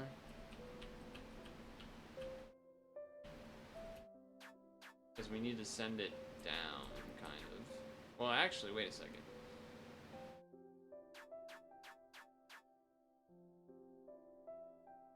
If there was a way to push this to the right, push this here, then get the apple back to here,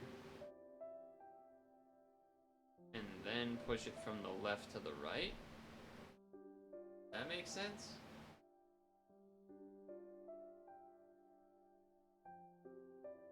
I don't think you could do that. I don't see how you could do that. 'Cause even if you push it to here, okay, now apple goes up, apple goes right, it gets here, and now you can't push it down anymore, because you get moused. So that doesn't really make sense. Is there a world where you push this to the left first and then move stuff after? I don't really see how that would help at all. Because it wouldn't.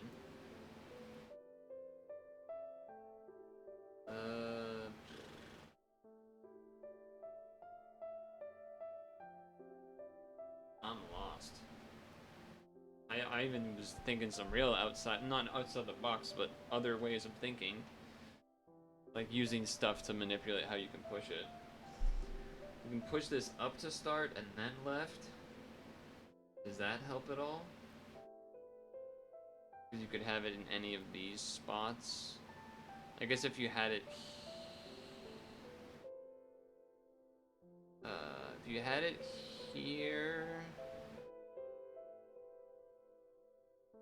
Then...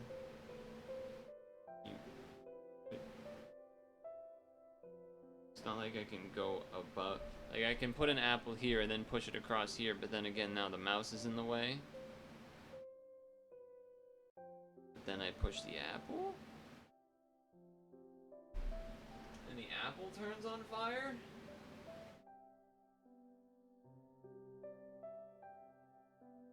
Dude, imagine if the mouse turned on fire, that would be crazy. I'm not seeing it. And you need it to be blue. You can't green that.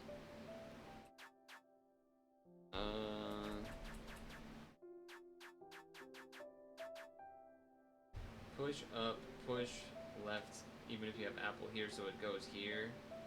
Doesn't do anything. You can push it down, but like, who cares? I guess you could push the apple. Well, you can't even push it down because you can't go to the mouse. What the hell,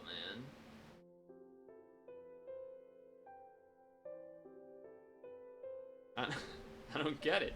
There's something obvious that I'm not getting, and it's really fucking annoying. I can't, like, mid blue push turn the sun on, right? That would be kind of broken. No. No, you can't mid-push do it. Which makes sense. I can't push the water, right? Because it just explodes on its own? No.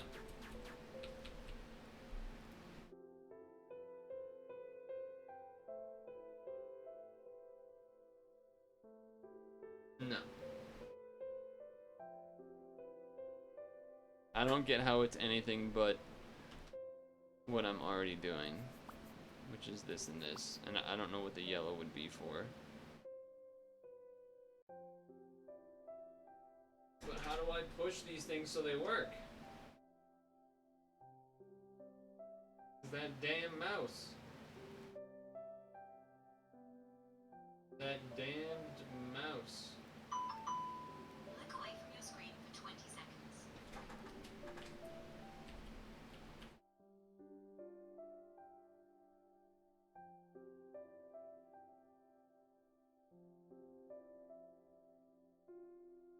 I mean, that's not gonna let me push this down.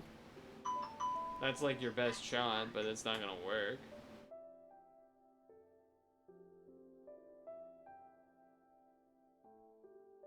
And now if you push this left or right, it doesn't work either.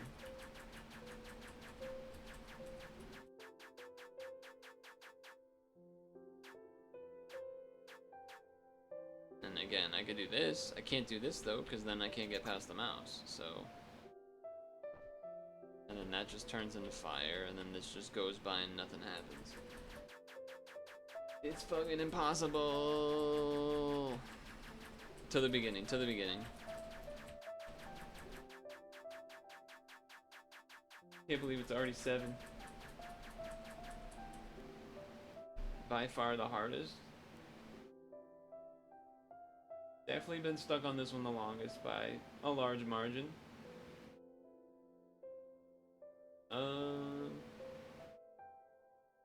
I want to get it before stretch, but maybe this is a case where maybe you just need to stretch.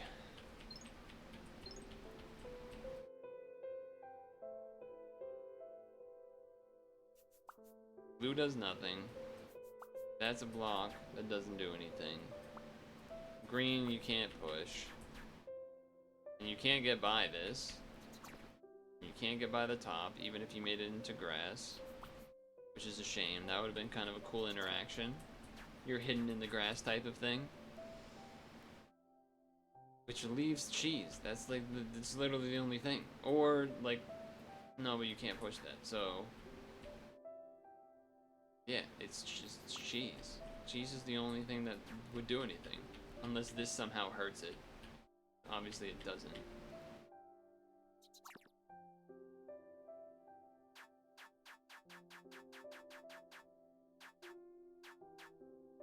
It has to be cheese. It simply must be cheese.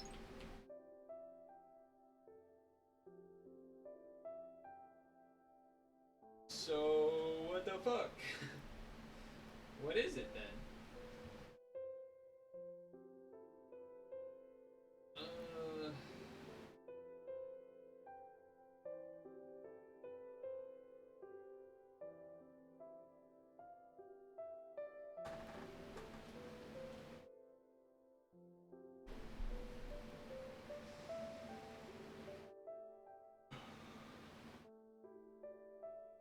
Red, yellow, orange, green, blue, purple.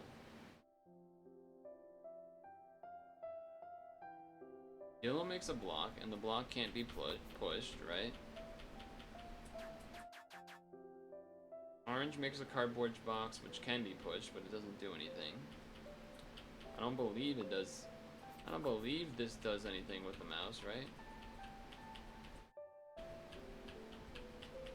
No.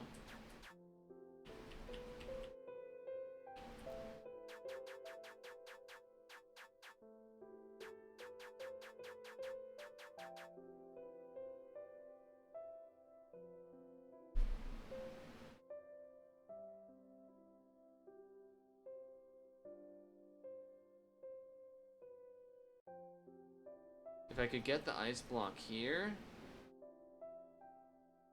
but I can't. Or I guess that it wouldn't.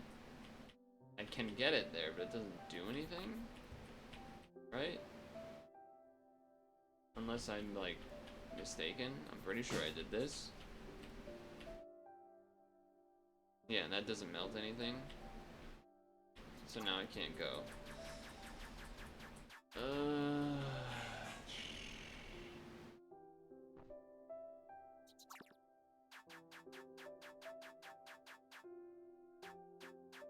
Is it like some secret tech that a watermelon... No, a watermelon turns on fire. Hello. These are... I'm on the bonus,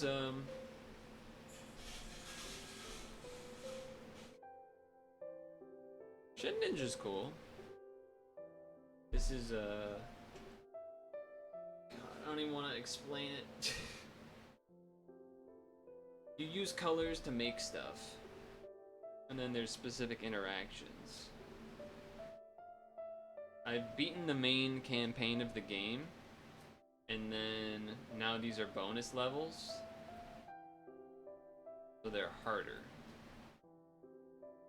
And there's lots of different things that you make with different colors.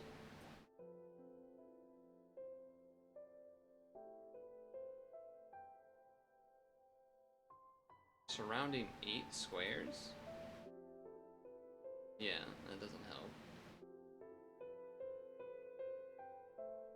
So, here's what this situation is. So, if you run into a mouse, dead. And I'm not running directly into it, but like in its view, you rip. So I can't just go down here and then go to the flag because the mouse catches me. So the only way to get this mouse to move right now, we only have yellow and blue, is making cheese, and then it moves. So now we can actually grab these colors. So now we have one of red, blue, yellow. And to me, what this puzzle is saying is we gotta extinguish this fire, and then that way we walk from top downwards. So, we need blue to do that. Now, blue on a circle makes a water blob that explodes immediately on the surrounding area, which clearly is not close enough. An ice cube, if it's close, if it's right next to it, it will also explode in a radius. But you can't push an ice block one at a time. It slides. So you're like, okay, well then like let's make something that we can push and then line it up. So then you push this and it'll end up here. Great idea, except now I can't get past this mouse. And if I push it down, it lights on fire. So it's like, okay, well maybe I need to like push the block down. Also, in theory, a good idea, but how does one do such thing? Well, you could say, okay, do this and now just get on top and push down. Great idea, but again, now the mouse is in the way. So, I don't know what to do. Another interaction is that you can make orange and make the sun, which immediately melts the cube. But the cube is again not near the fire, so it doesn't help. So I've been on this level for longer than every level by like quite a bit, and I don't understand what I'm supposed to do. Because it's not like you can't just make grass and then sneak by the mouse in grass. Does not work. And then this just makes ice thing, which also is useless. And then yellow on a block just makes an immovable block that can't be killed by anything except a gorilla. So you pretty much have to do yellow to start here to move this guy, so you can play the rest of the level. But it just still doesn't make sense. Feels like to me you definitely have to blue this. But I still don't get it.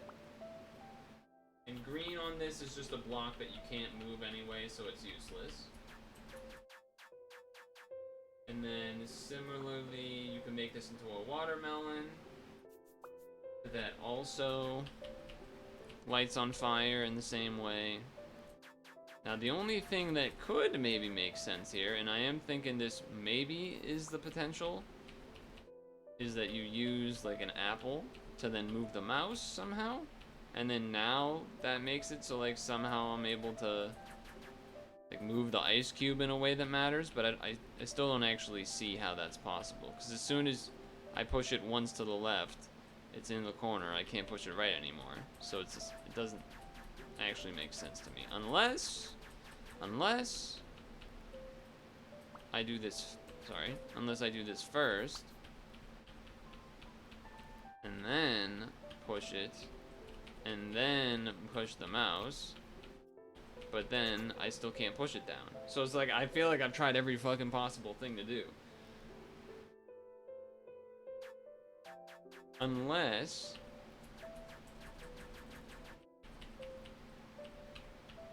I do that, but then now I can't get past again. So it's like, well, I don't know what you want from me.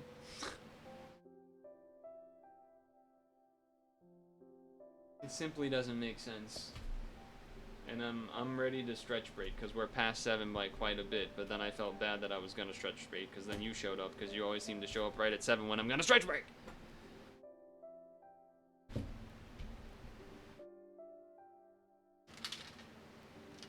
How's the league going? I need the stretch break. Clearly, the brain needs a rest or something because I'm not getting it. I'm simply not getting it, so I don't know what else I could do besides just break and then hope the brain gets something, because that's usually what happens. And I've been on this one for like half an hour, I feel like. So, can I mute this tab? Does that work actually? Let me see. Can I mute this tab to stop the music, or does that not work? Well, that does work. Awesome. Alright. Well, you haven't said anything in a while, so I don't know where you are, but...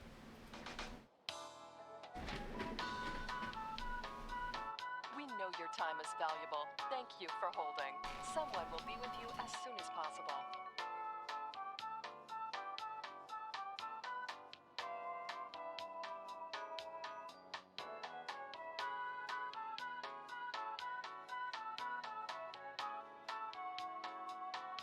Thank you for your call. We appreciate your business and the opportunity to assist you.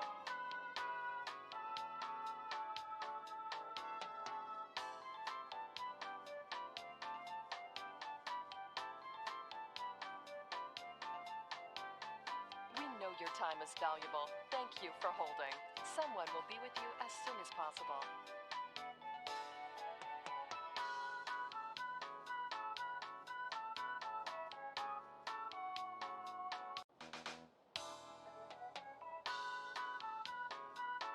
We know your time is valuable. Thank you for holding.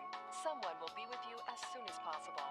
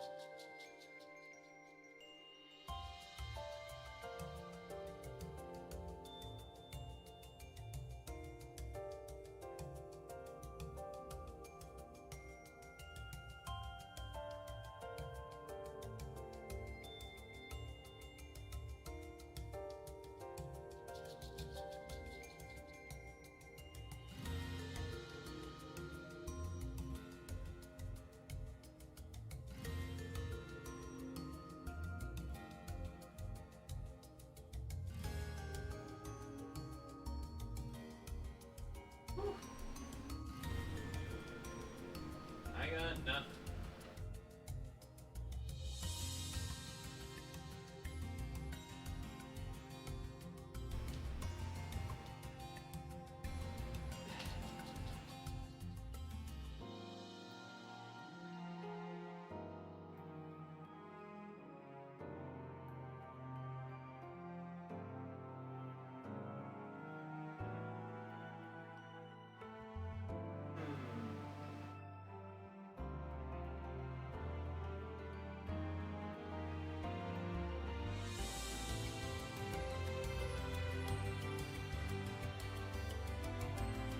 I'm still staring at it.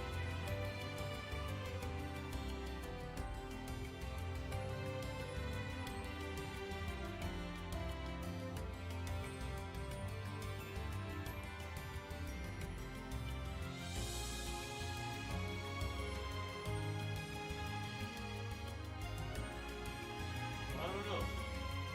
I mean, I only had one other idea. And I'm pretty sure that's not how the game works, because there's no other interaction like that in the game. Cardboard box, push it to the water, to the circle, then make the circle into water, water droplet explodes, cardboard box catches some, and then move the cardboard box? But that doesn't make sense. That doesn't make sense.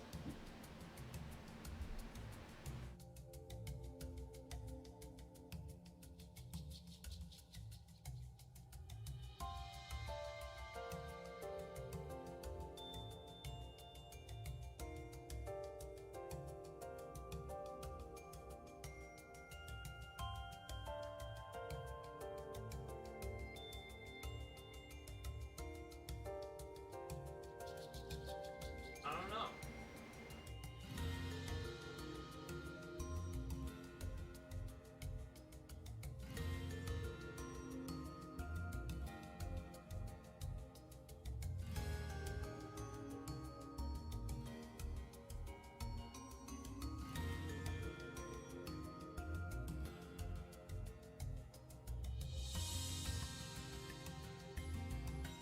I simply do not know.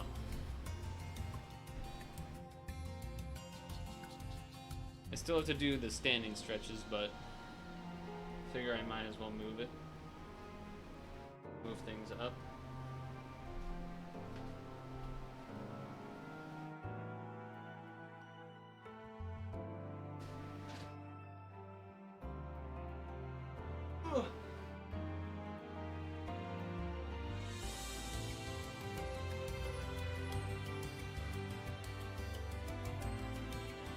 There's either some really specific niche interaction I don't know about, or something really dumb that I should know about, but like am not figuring out.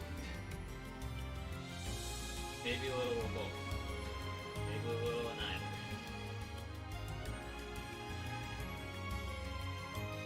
Mainly, I guess, the fact that I don't see how to move the mouse in the beginning any other way than the cheese.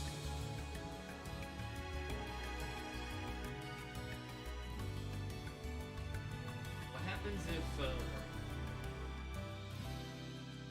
wait a second. Idea. I think I realized something. I think I realized what needs to be done. Well, no, that doesn't work either though, right? Yeah, yes it does. Okay. I think maybe that's it.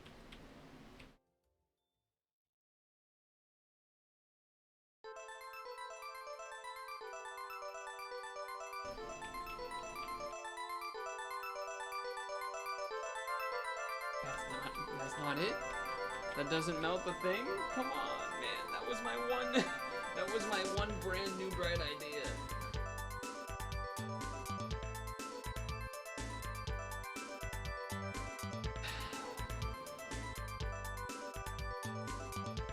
That is brutal. I thought for sure that was gonna... Well, I wasn't that sure, but I thought that could be a pretty good idea. Wait a second. Take that a step back. Before the cheese.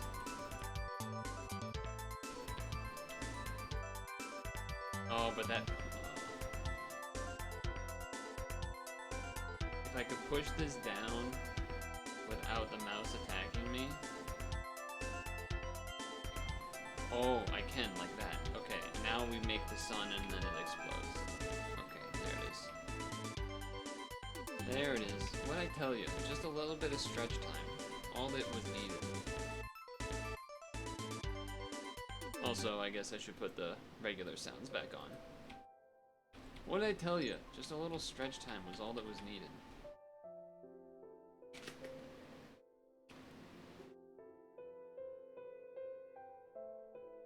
Okay.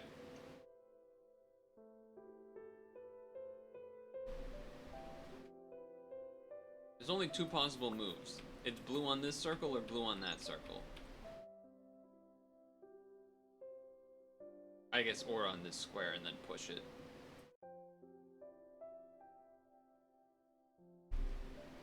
Yeah.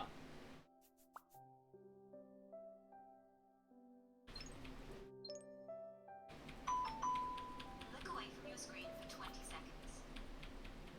Because now I have this. Sorry. Cheese.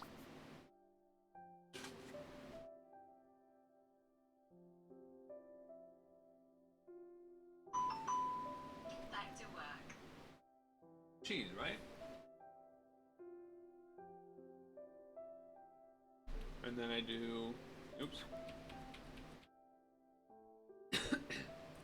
Oh wait, that doesn't work, does it?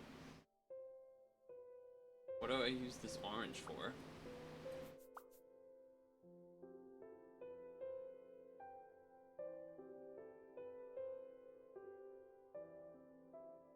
So that I can push this up here? But that doesn't let me actually go to the thing. Huh.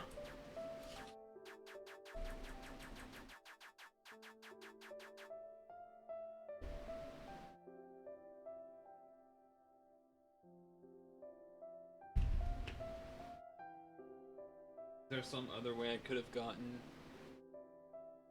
Because I kind of have to move the mouse 2 spaces.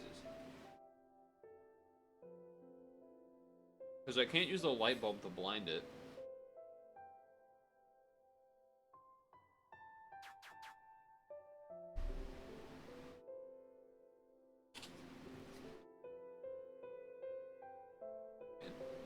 And orange on the triangle just makes a mouse.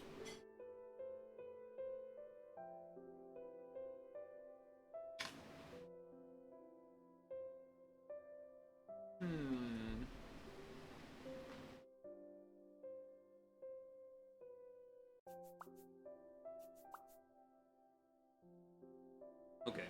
I was checking if fire does anything with cheese.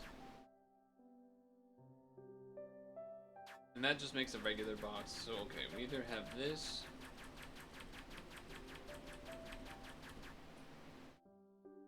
If I did blue the other way, would this change anything? Yes, because if I did blue here, yellow on this doesn't work. If I did blue here, got red, then I'm stuck. If I go blue first, get yellows.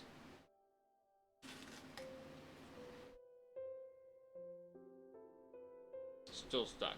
So no, this was the right start.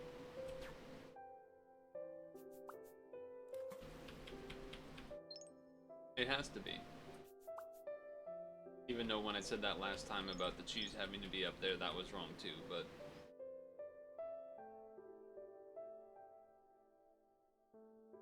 I can't use a bum, I can't use a gorilla, nothing's close enough to do that. Oh wait, red could be an apple, hold on.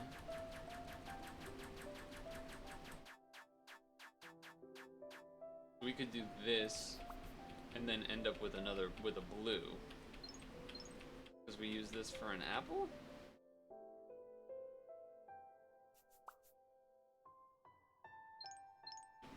And then now we have these, but we have the possibility of that.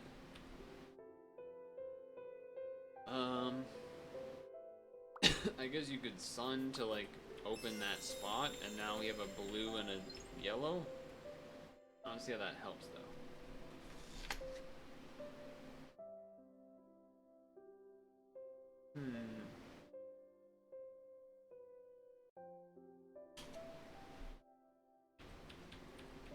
Wait a second. I do know how that helps.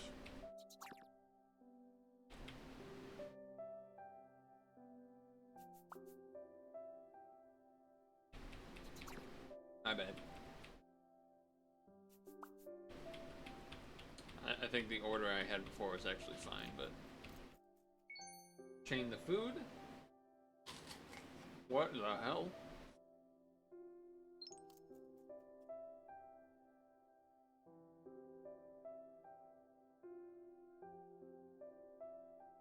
Okay. So this is going to move every time I move, huh?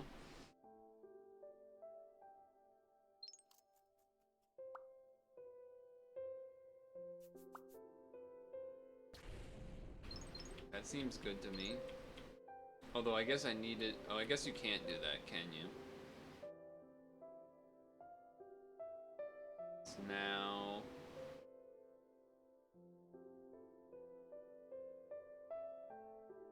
Even if I did this... I'm not gonna eat any of this cheese.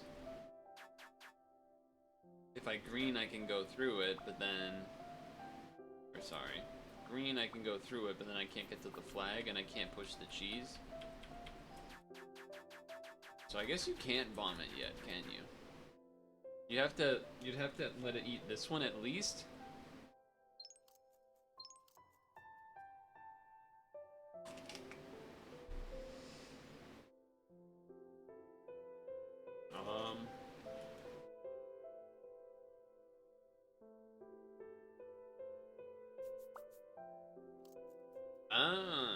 That also is not really what I need, is it? Because it still needs to eat these. Yeah, no, that does not help.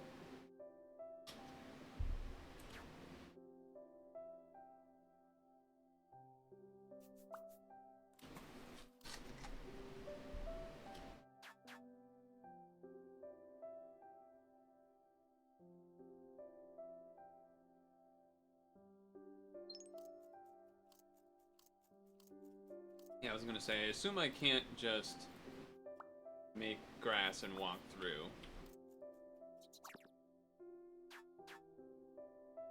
Can you, actually, hold on. Well, I guess it doesn't matter, but... Now it stays there. But I imagine this is a thing where it's like you have to do a cool timing. That just kind of makes sense to me. Can't move an apple because it's in corner slots. Gorilla's not gonna do anything.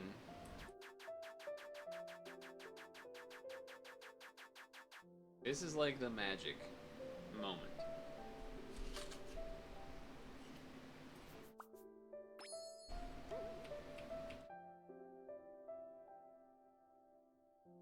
Is it blind forever?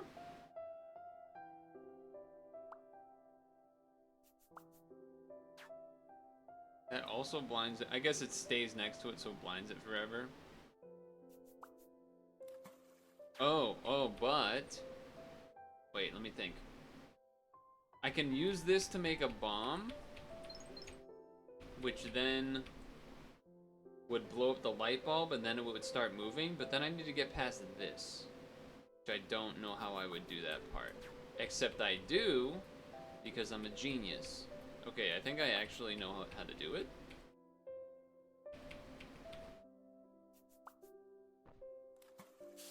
Then make this, then bomb, then let it blow up, then it keeps moving. And then while it's on the other way, I go to the flag. Oh! Oh, he's so smart. He's so smart. He's such a smart man.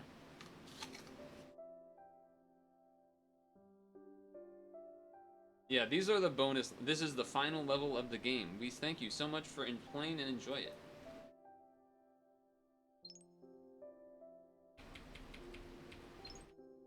Okay.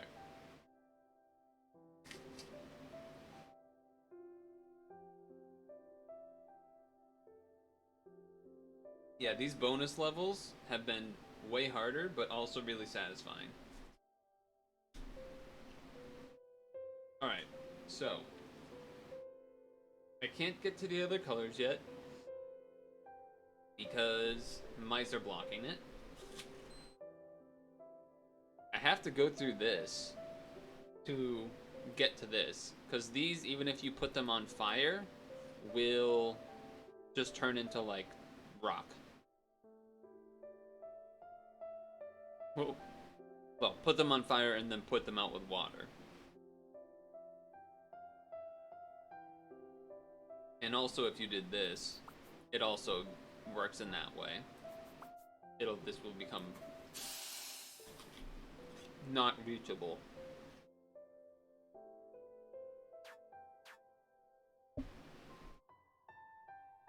So,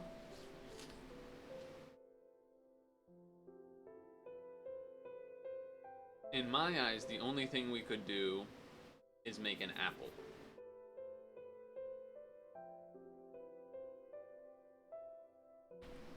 And then get you over there.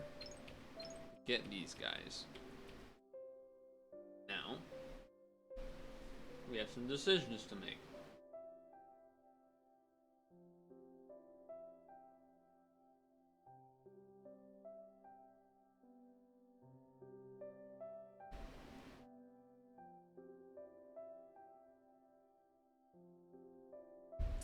Because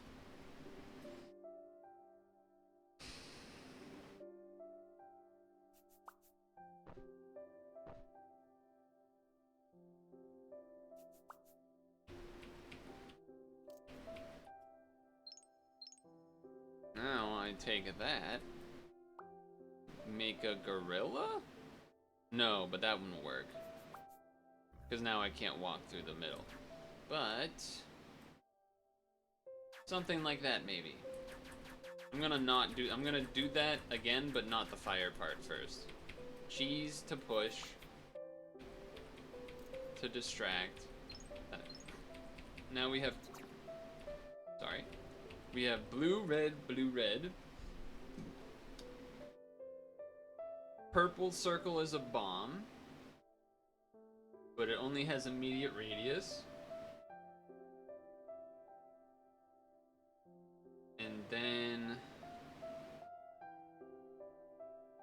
what? Well, wait, what if I do... No, that doesn't work. Wait, what if... Oh, wait. I got it. You do this. You do this.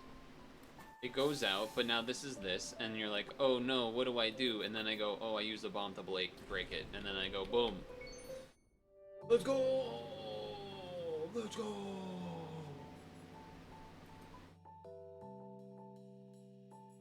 Violence solves it all, using a bomb to clear it. So there's a bunch of achievements I didn't get, huh?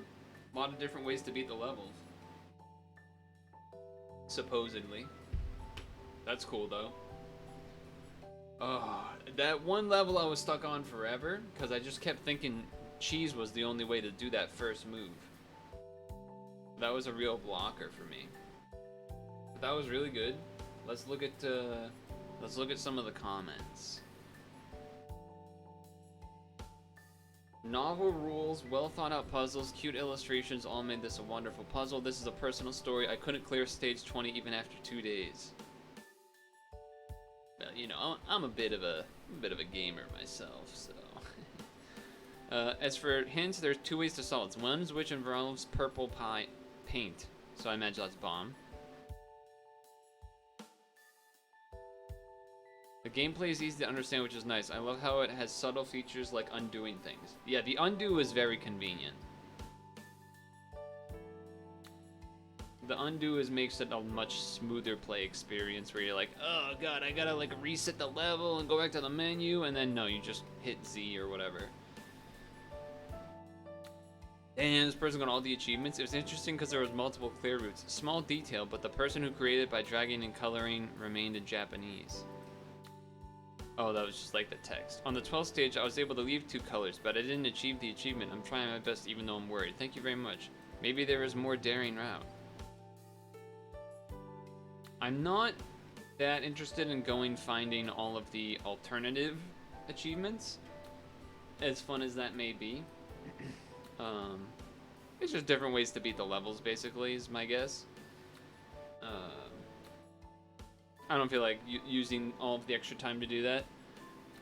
Definitely my favorite game so far, I think, of the entire Uni Game Jam. I'm usually never as high rating on the ones that are like replay to get a high score type of things, even though they're good, like Shaking Girls, Sushi Zani, etc. so forth, Fulpy Penguin, etc.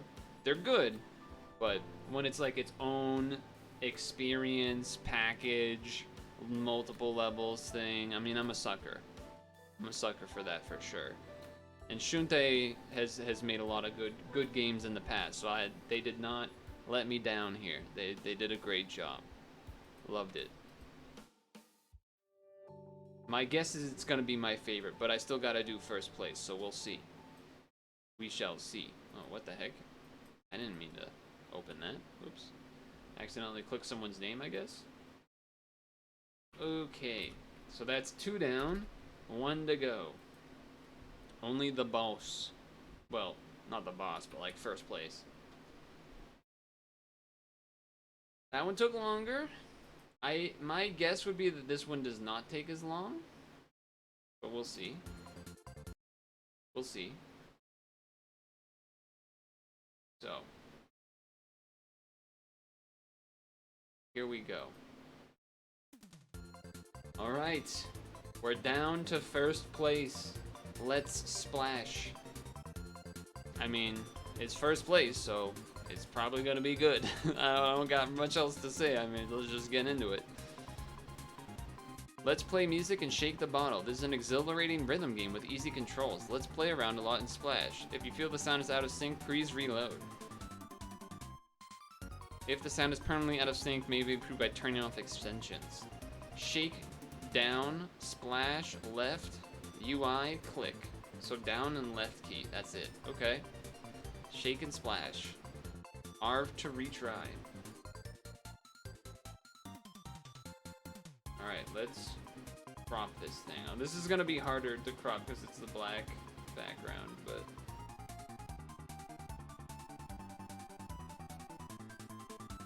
I can try my best here. Looked like it was almost already about good. Nice little Kirby Superstar song there to start us off. Like that. Okay. Down. Oh, that's loud. Okay. That's loud. Turning that down quite a bit. Okay, now I'll turn it back to normal. Okay, that's master volume, I'm guessing. That's probably like sound effects or something. Okay, I'm just gonna turn this one down because the others don't seem to do anything for me. Alright. That's credits maybe? But okay. Down to shake, left to splash. That's what I remember. I guess. Here we go. Down.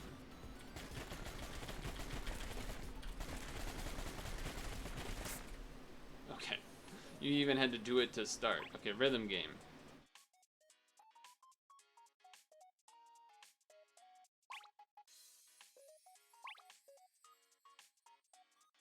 Okay.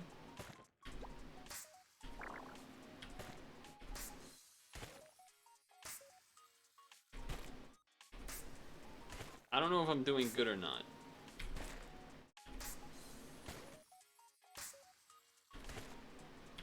Like rhythm heaven style?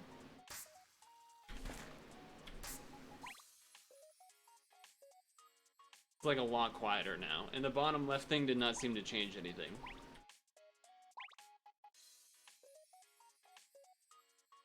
Okay. Round 2 or something.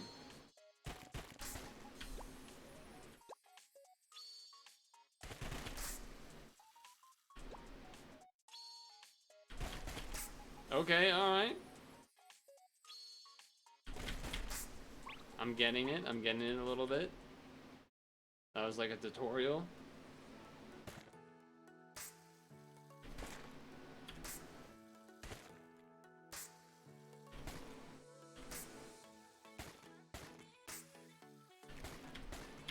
Okay.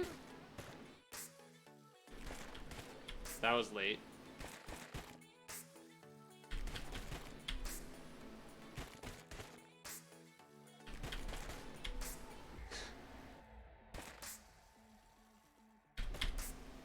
I don't know if I did that one right.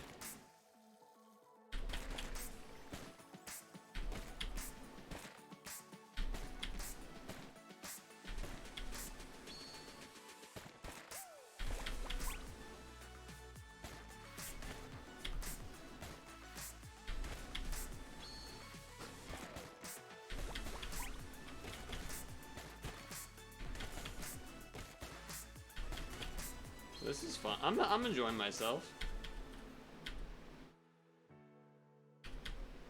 What? I couldn't press anything at the end. All right. I don't know how I did. I'm. I feel like I messed up a lot of that, but well, yeah, I had a good time, I guess. Oh god, there's multiple levels. All right, hold on. Let's screenshot this menu here to figure out what the heck some of this means.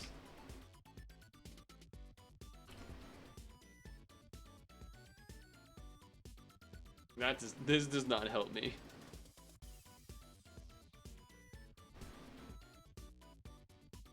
Sound, so that was volume. I don't know what these other two mean. I can change character? Look away from your screen. Oh, I can change character. That's cool. I assume this is not a good score. We got 1 star?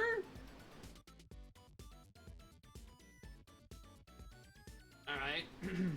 I got 1 star. Back to work.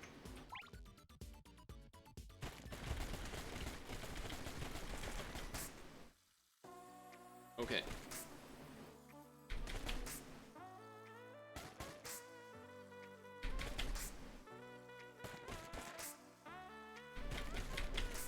I did one too many.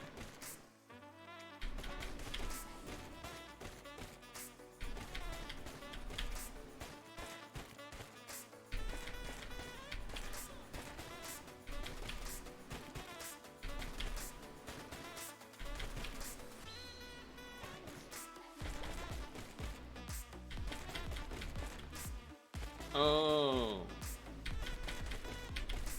Messed that one up.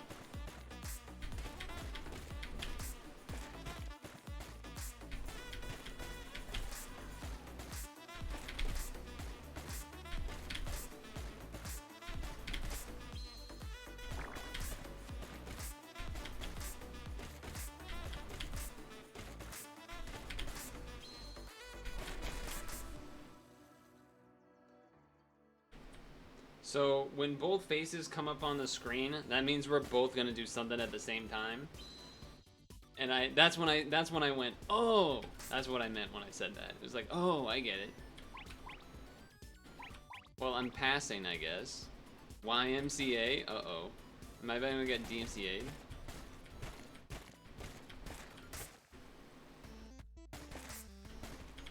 That threw me off.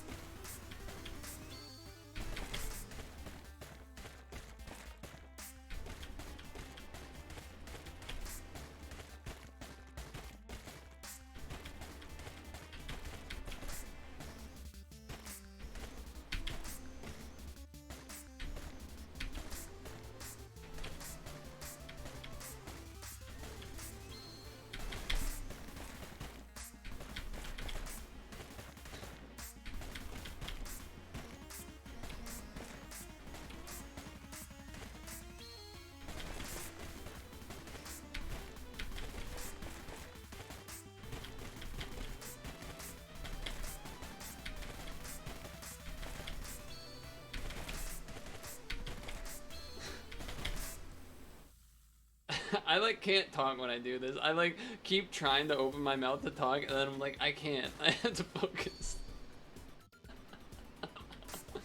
I'm like barely passing any of these, I feel like. Oh, I'm so bad at rhythm games. What happens if I change this? Alright, let's like do this and then see what happens.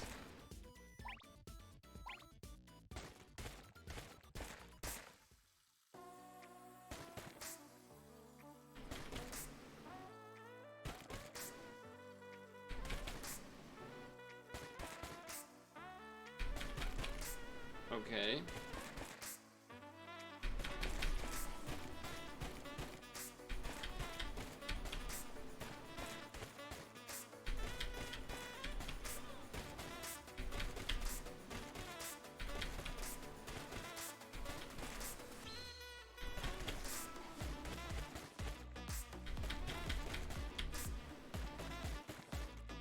Bum bum bum bum bum.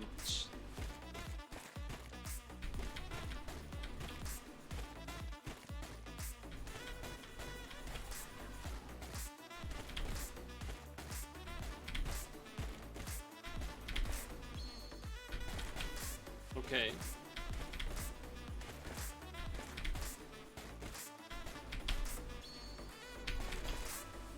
Alright, I mean, I was getting better on the both at the same time thing, at least. I was getting better at that. Can I get like a 2-star or something? Ah, there we go.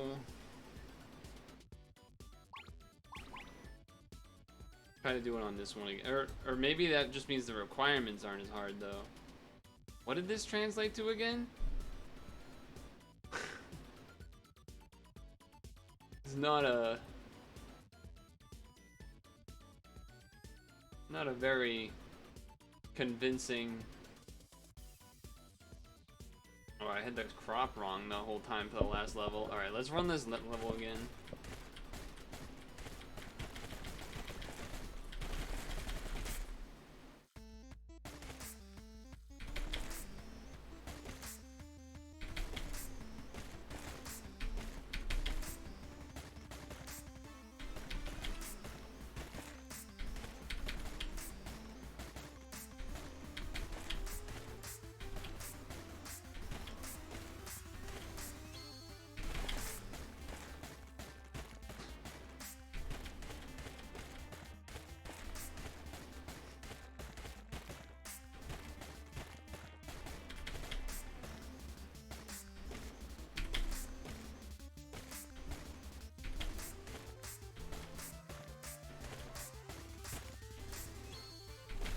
fucked that one up.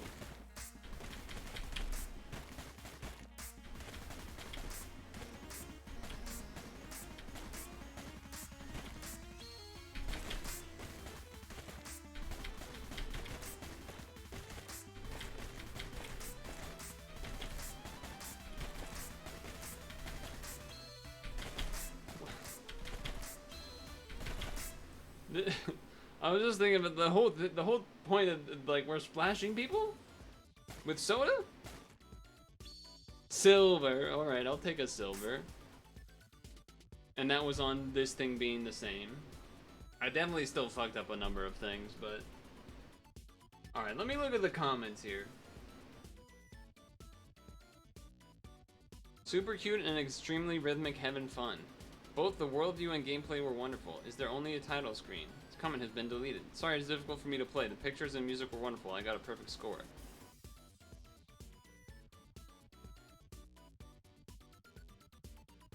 Interesting.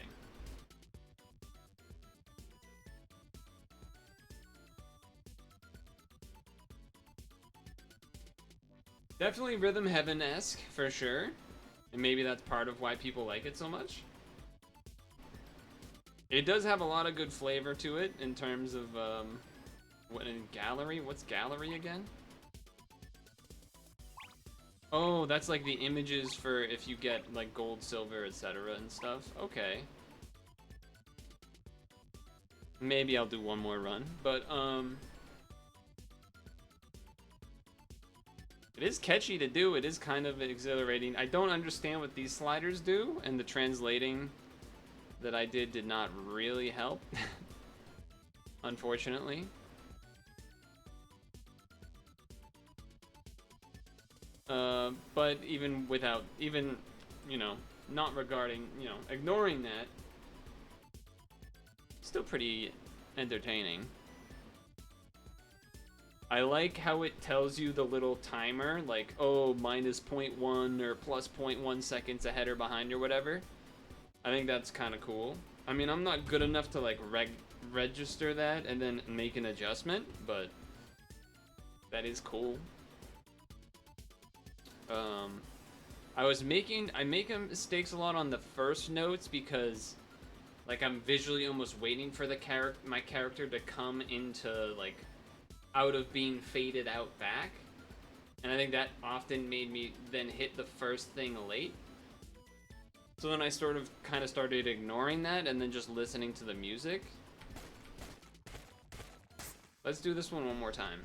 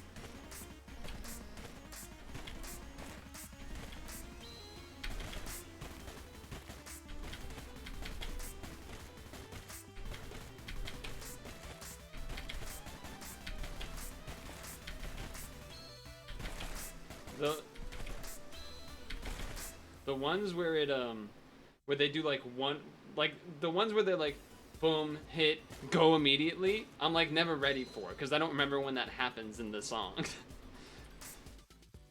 Because like I'm usually like, okay, they're gonna do a string of things and then I gotta wait to see what happens.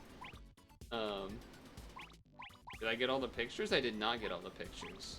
Alright, I guess that means we gotta do this one.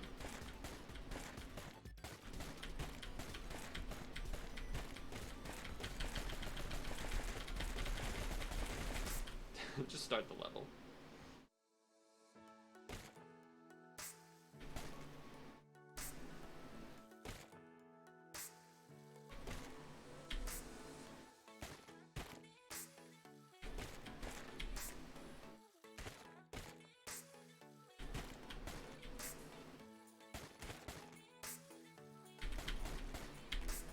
Okay. Bum, bum, bum, boop.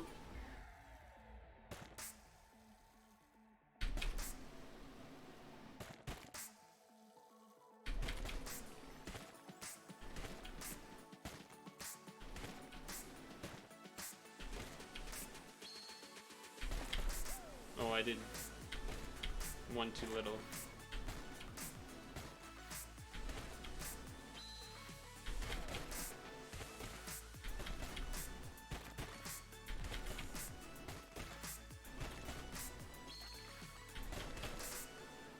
I did mess up some there, so it'd be kind of annoying if it's not gold, but I understand if it's not. Yeah, run it back, run it back. It's almost like too slow. It's almost like too slow.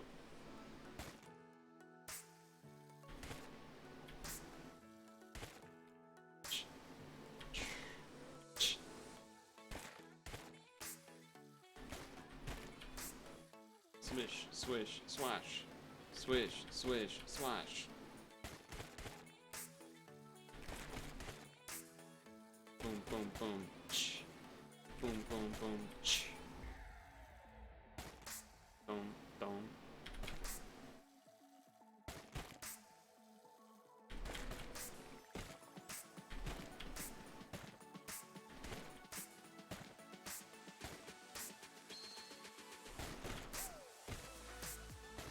There we go.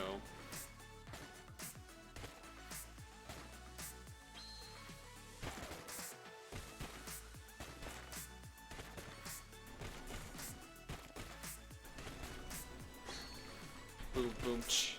Alright, that's more likely to be a gold. There was only a couple, like, slight offs. No big misses. Let's go! You are perfect! Now we have all of the gallery screens, I think. Alright, game officially complete. A fun one for sure. A good Unity game jam as they usually are.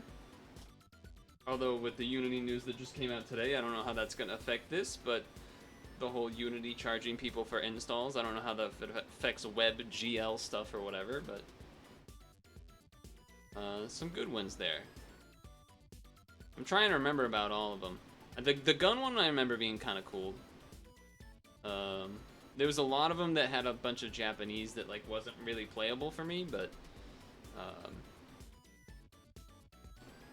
my favorite has to go to Shunte Colorless Craftworks if I had to choose one. Let's Splash maybe number 2, but would have to really kind of double check everything. I don't remember. Oh, Qualium was really cool in terms of visuals. It was like really pretty. Gameplay wasn't as exciting though. There was some cool games here actually, but some I wasn't able to play due to not being able to read Japanese really. But by god dang, some good games in there. Close. Oh, what the heck? My brain just like got all confused there. Alright. So, I am going to pee. And then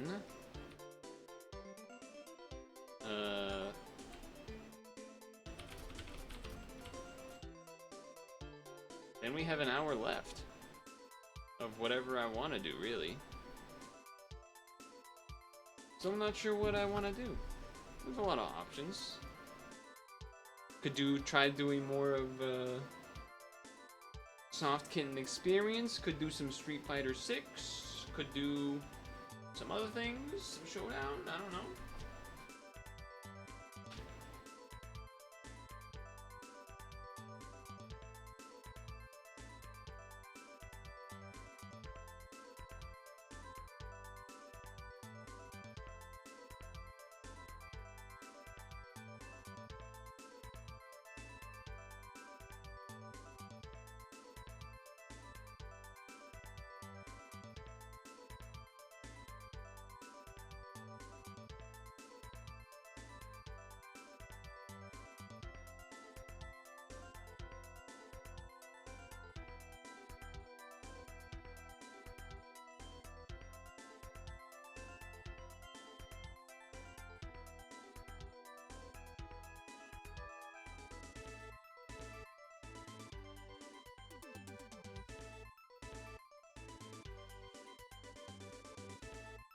I also could end early and work on some other stuff.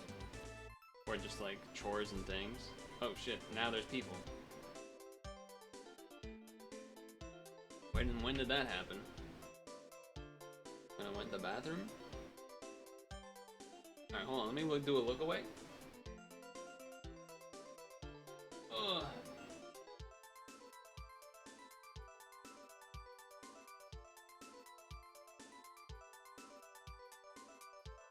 Dem's coming over on Saturday. We're gonna go to a pizza place we haven't been to, a new pizza adventure. Supposedly pretty good. So that'll be nice. Don't really have any other plans. Like, it's not like we have plans like, oh, he's gonna come over, we're gonna play Magic, and then we're gonna do stuff. And unfortunately, he didn't buy in on Street Fighter 6 at all. He played Street Fighter 4 with me and such back then. I mean, we weren't good, but like, we could play each other and it wouldn't be the most miserable thing. But then he didn't buy in on Street Fighter 6, which was a little surprising to me. I think just losing the... Like, he was in on watching Marvel and Street Fighter 4 back in that heyday, and then Street Fighter 5 and, like, the new Marvel, like, killed it for him, and he just, like, didn't watch anything, and now I think he's just not coming back. Which I guess I don't blame him, but... There's been a string of games that he's been playing, so it's, like, kind of makes sense, too, I guess. Like, there was, I'm trying to remember what was... Like, right now, it was, like, Starfield, and he was playing through that. I think he already beat it once and is doing, like, New Game Plus now or whatever. I forget what he was playing before that, but he was playing something before that. I mean, I know he did Elden Ring, he did the RE4 remake, and did, like, all the super omega ridiculous hard missions and stuff.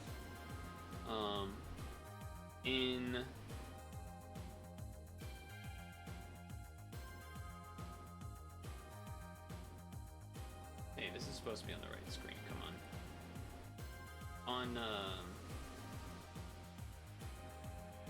I think he's gonna be doing the Cyberpunk DLC or whatever that's coming out.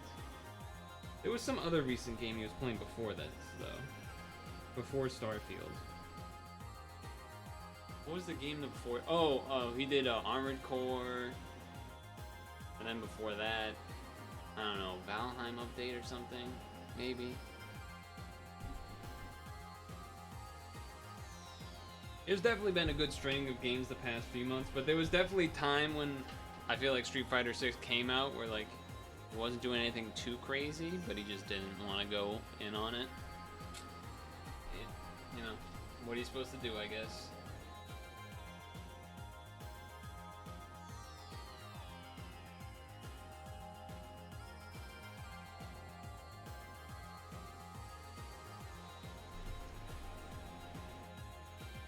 Alright, category changed. Gen 4 randoms engaged.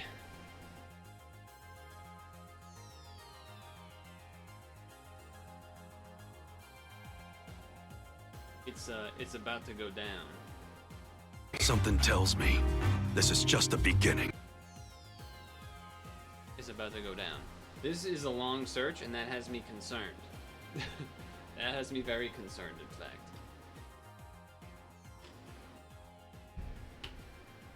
There was nothing really concrete to show for recordings in Pokemon Sleep. There was definitely mumbles, and then there were real words too, but not enough where it was like funny or something. Alright, so this is a bad start. Psycho Cut's really strong, but he is faster. I feel like he's gonna Dynamic Punch. This team is not good against you. This is pretty good though. Look away from your screen for 20 seconds. I don't think it's considered. It's one of the better options I have. Okay. You are faster than me. I feel like you can Will-O-Wisp, but you also can just Sucker Punch. Okay. I'm fine with that. Now I know you have that, which is good too.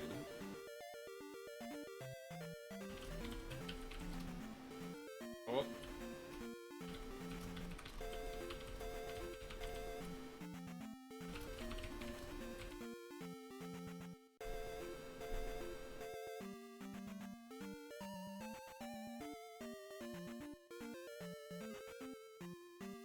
Okay. They're life orb though, huh?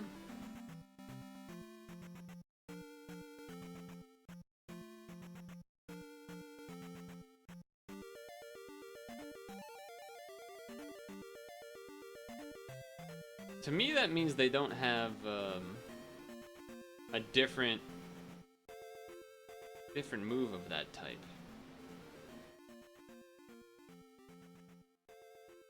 I mean, I could go for Focus Punch. I guess that's what I should do, right?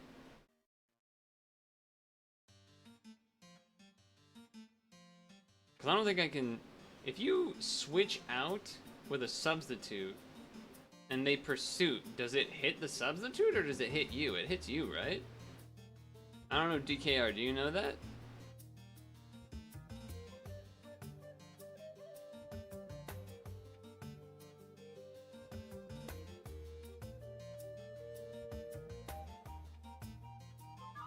I'm surprised they haven't used any other move. I guess they must...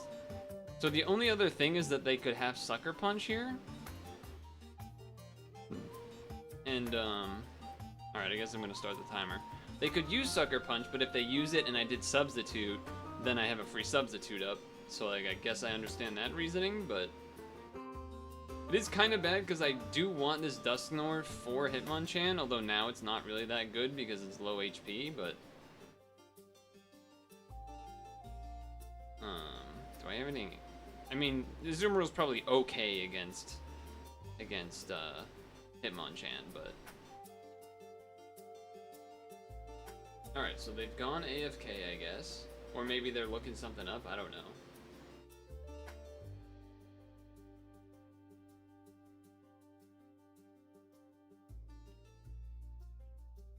We're hanging out, I guess. Good song, this one. I was told this game's good. Chicory. Looks very colorful. They have 90 seconds left now.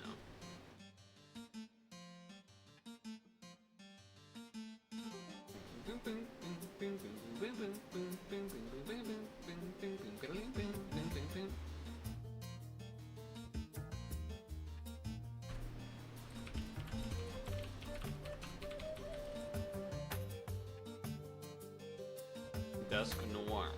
That's right. Kind of an awkward spot. And P. Just because it has Pursuit, so like I can't switch out. And then they did it. I'm surprised they did it. Like they just really did not even attempt to go for the Sucker Punch or Poison Jab or whatever. They went for it again. I kill, but I imagine Aftermath kills me, so that's not great. Another Focus Puncher is pretty bad news.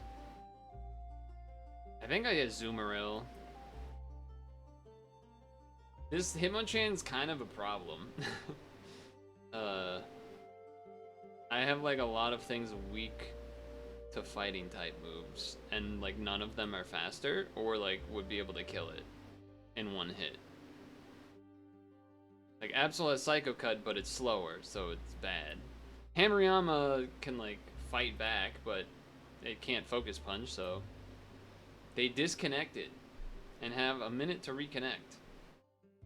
I don't know what they expected there. Honestly, I feel like this is a fine trade for him.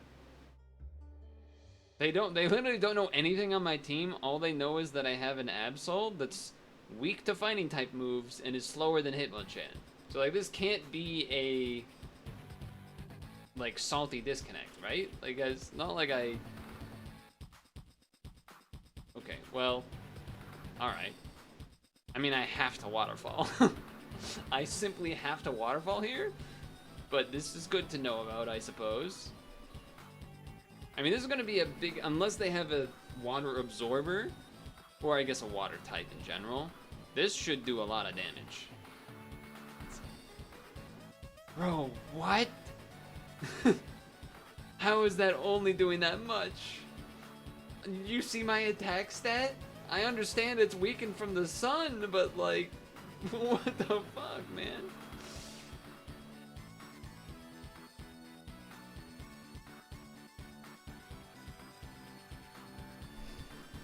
I can bring in anything that's faster, which is literally nothing on the... Okay, Houndoom's faster, I guess, but... Kinda sucks to lose this Azumarill. I feel like I'm losing all the things that are only fightable against this Hitmonchan.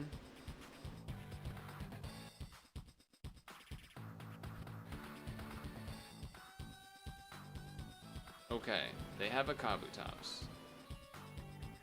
Not great for Walrein. Okay for Houndoom. Just kidding, Hariyama. Stealth Rock, okay.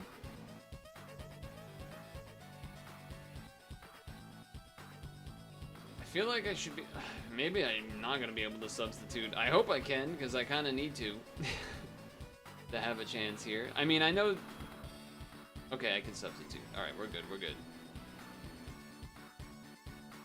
They should probably know what's coming here.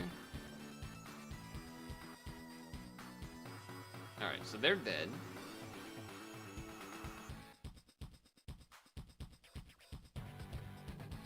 I can Ice Punch Groudon. Probably need to.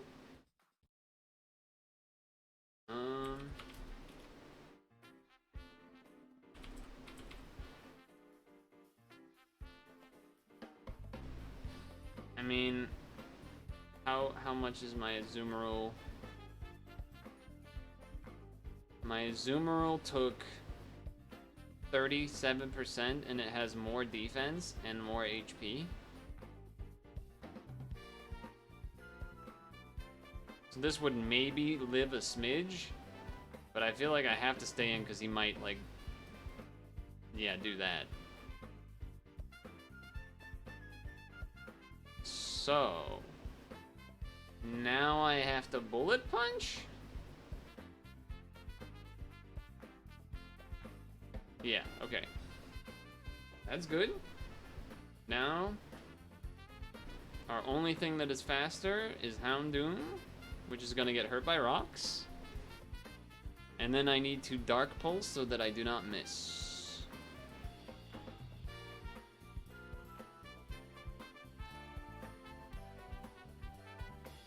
Okay.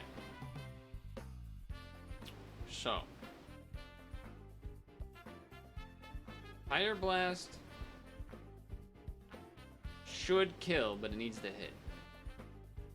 It crit, but I mean, we had Sun Boost, we have Life Orb, it's a fucking Houndoom. Like, I feel like that's killing either way. We sort of need, well, we don't need Houndoom now.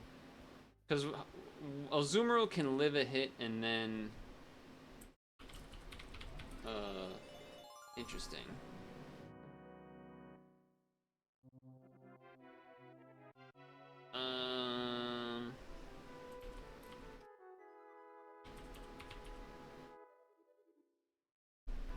Do I outspeed Credilli? I do.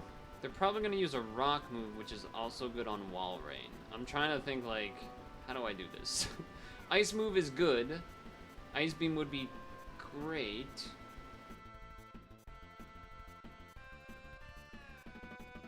If I could encore it onto something, but if they rock slide, it's bad, which they might do.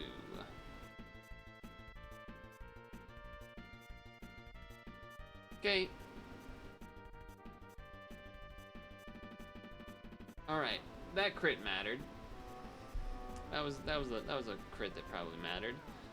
I can superpower you, which seems not so bad. I could also Ice Punch you.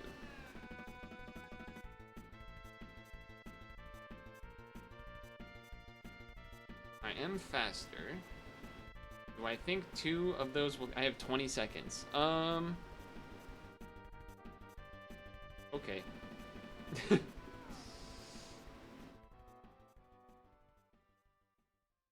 I will Ice Punch you.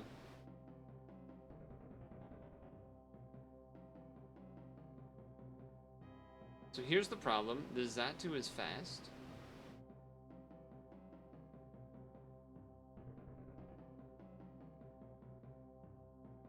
But I am also fast-ish. I'm going to attack because even if he was going to do a swords dance predicting a sucker punch, it makes sense to do an attack because like Undoom's still faster, so the mistake play would be like, oh, sucker punch to outspeed because we're the same speed, but then he does like rock polish or something, and then you're like, oh fuck, all right, now I'll night slash, and then he like does some move and somehow one hits it, and then now he's faster than Houndoom, and then blah blah blah blah blah. DKR, I don't know if you were here for this. I was asking a question. I don't know if you can look this up, but we were in a situation, I'm pretty sure my answer is correct, but we had a Dusknoir out against their Skunk Tank, and I had a substitute on my Dusknoir, right? If I switch out, does the substitute protect against the pursuit trying to catch me out? I don't think so, right? Doesn't it just still hit me through, like the substitute like goes away because I'm switching and it hits me, or does the substitute actually protect me?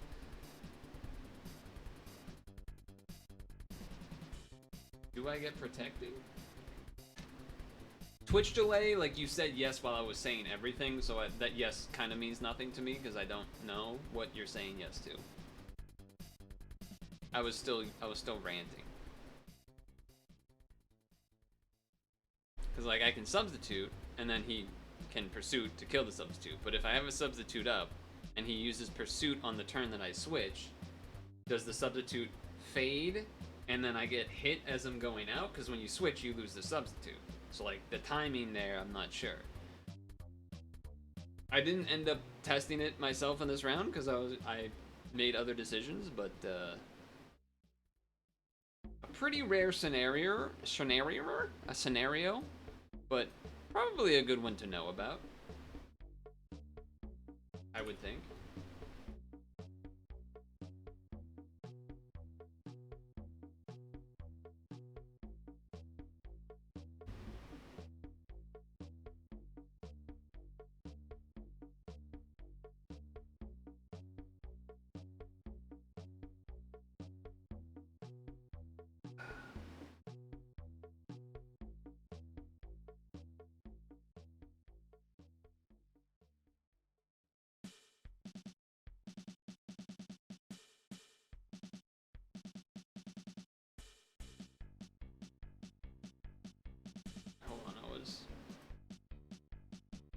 Okay.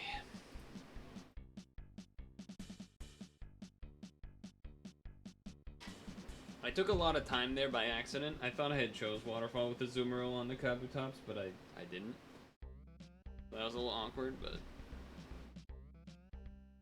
I don't want to like start the battle of DK. I don't want to like deprive DKR of the actual gameplay while he's like trying to be helpful. So I'm gonna fill my water.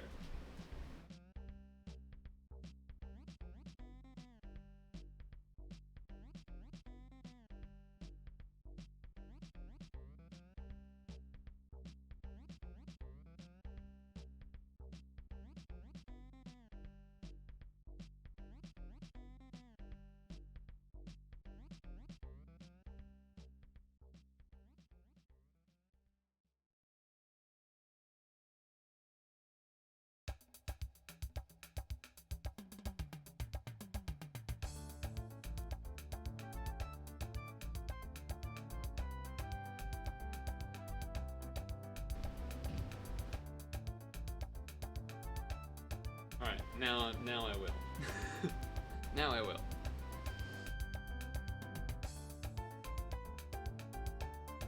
Jesulito. Jesulito. Jesulito. This shouldn't have any grass moves unless it's HP grass. What else do we have?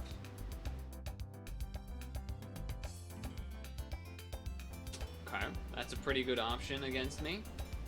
That's unfortunate because he's going to get rocks out, which is really annoying. My team is actually so bad against this. My team's so bad against this. Holy fuck. I have no grass moves? And my only Toxicer is an electric type. I mean, this dodges the earthquake, I guess, but he's probably just gonna rocks, so it's like not good.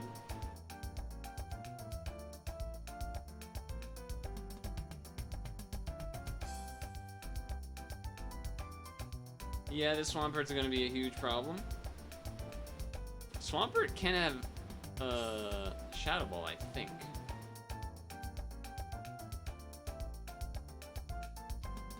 So do that. Usually they're like Specs or Scarf, so I feel like that was fine. Go to a normal type against the Shadow Ball. Gonna be locked into that move regardless, so now I can get a Swords Dance up. Hope I can do some damage with this guy.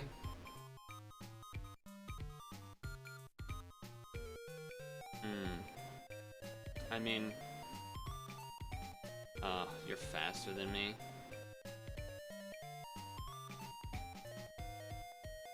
Yeah, that's not great.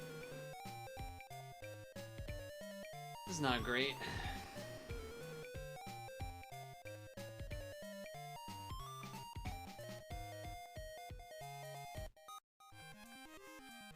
They can lock me into the stone plate, I guess, but they're gonna die if they do that.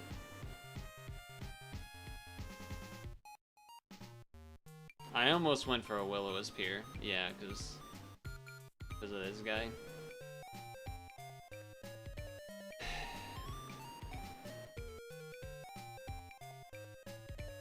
It's not even an Octillery with an energy ball, man. How does your Octillery not have an energy ball?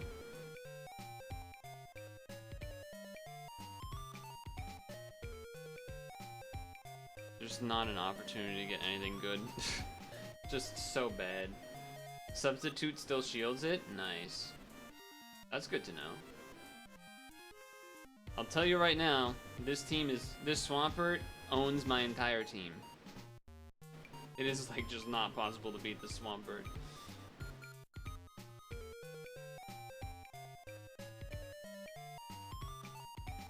Okay, I made a read with that, so there's that at least.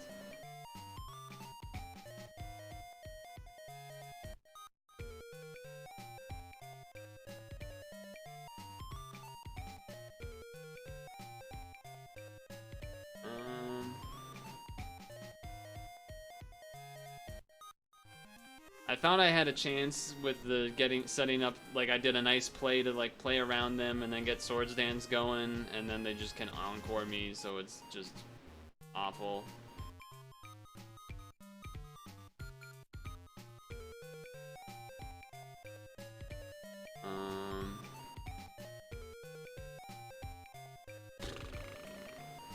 Special defense, special defense. I mean, I don't want to show the Pachirisu, but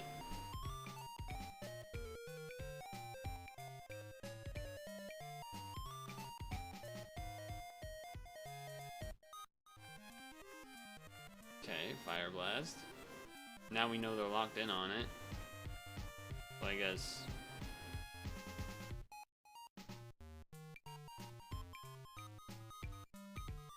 do this.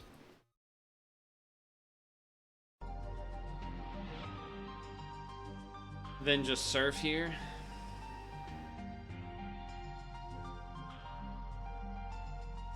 No need to discharge because he can just, yeah, that was an interesting decision. There's no world where I discharge there, just because like there's a chance that you could do that. So yeah. I mean, the Cresselia is like my only chance to beat this Swampert, so I have to try it. Guess I'll Ice Beam. Only reason to do the Ice Beam there is because in case they went to Volbeat, I guess I would rather have that. But now they're probably gonna go Volbeat because it outspeeds me, and then super effective Bug Buzz. So then either what I do is read that they're gonna Bug Buzz.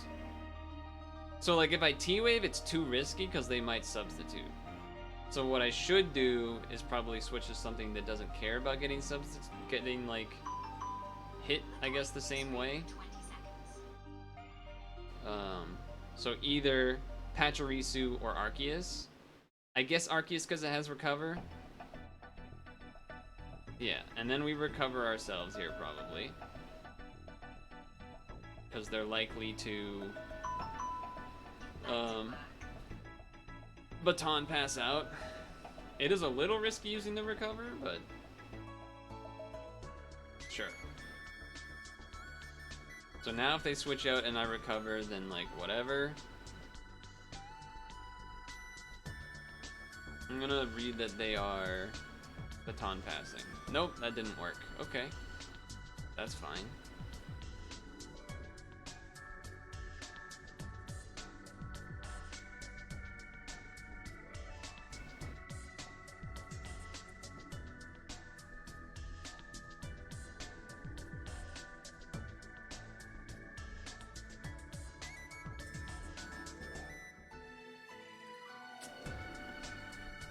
Unfortunate.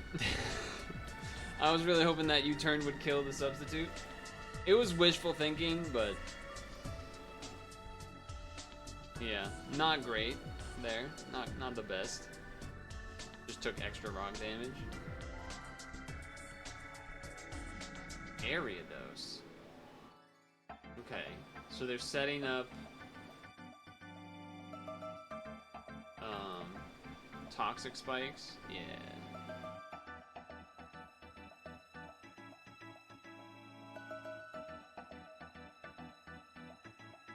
Okay, this was the read I was hoping for. Got it. So that's huge. That's fucking huge, obviously. And I can still go to Cresselia if I want. I'm gonna recover first, which is probably risky, but yeah, okay. That basically just showed that I can recover the same damage that he does, which is, you know, that means something.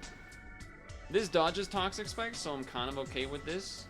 And again, now that's gonna do basically nothing. So what I'm gonna do here now is T-Wave, hoping for a switch to something, and if they don't, then like who cares, I take no damage. So now you get T-Wave to get owned. Now you get T-Wave. Bad in the face of, you know, I am gonna get Toxic on everything on my team, so that part's bad, but I can go for the Psychic. They have Sucker Punch, I guess, but I feel like he's not gonna okay, and then he doesn't even do it. So now he might Sucker Punch, but I shouldn't die to it.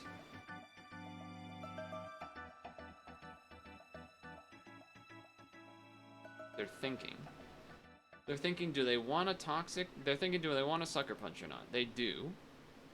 Honestly, the burn on Swampert makes this winnable now by like quite a large margin. Okay, that's not great.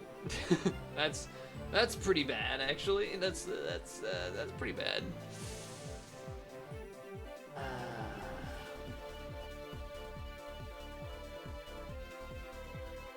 That's pretty bad. This Lantern's kind of useless? Is that crazy? Well, no, it has Heal Bell, actually. It's kind of useful. Octillery's Fire Blast kind of useful against Volbeat, I guess. This is like a sort of a who do you want to throw away thing here. Because someone is probably dying.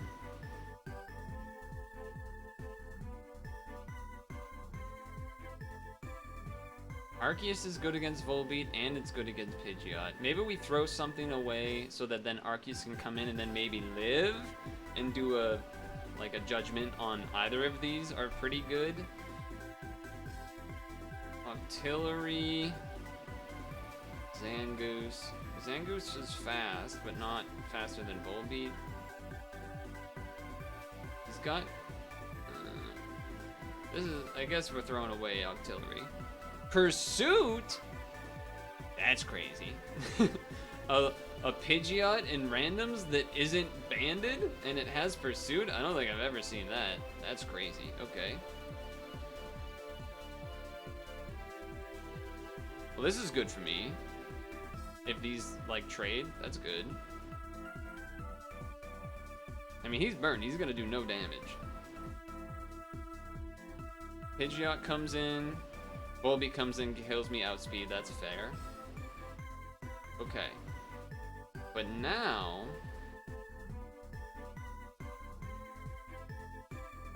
Arceus can...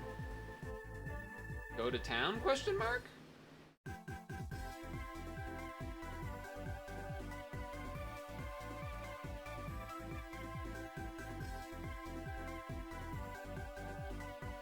I was gonna recover, but I have to Judgment. Because if I recover and he substitutes, then he encores me onto recover and the toxic adds up. He's probably just gonna stall poison here, actually. Which is fair.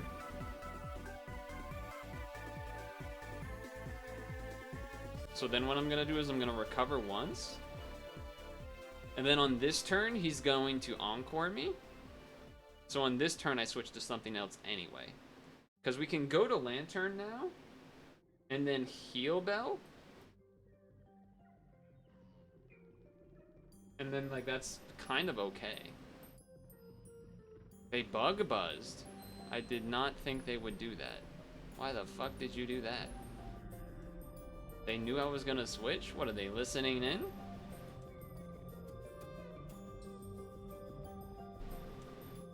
I mean, that didn't really do a whole lot. I guess that just gave him more HP to do that, but...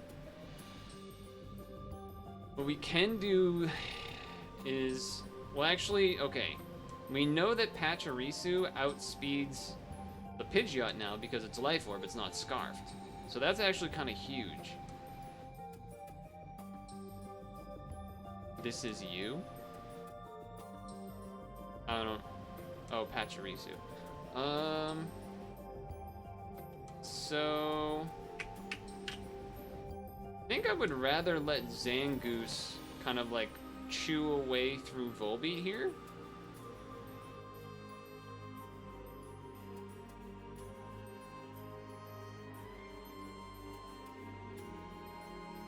Oh, I'm immune to toxic spikes? I didn't even know that's how that works. Is that how that works? That's how that ability works? I have no idea what that ability does. Oh, shit. That's definitely one of those ones I don't know. Okay. So you're going to... I supposedly will barely live here, and then I hit you with a return? Okay, I'll hit this with a return. That's also fine. I feel like I got this. He kills. I bring in Pachirisu. I am just faster. And kill? Is there any reason to go Arceus first? I don't think so.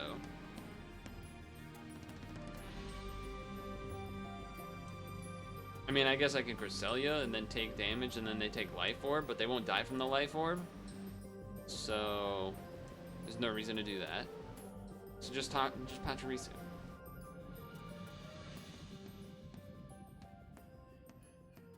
And if he switches, like, this is still what I want to be doing.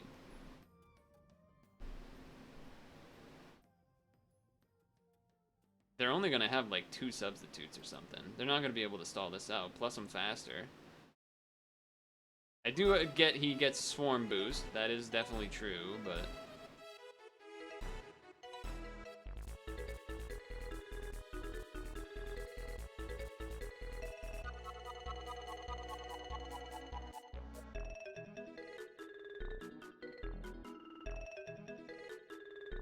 I feel like you can't substitute, so unless you get a crit, maybe? Yeah, I was gonna say, I'm definitely living 1 even with Swarm. Ooh, what a match.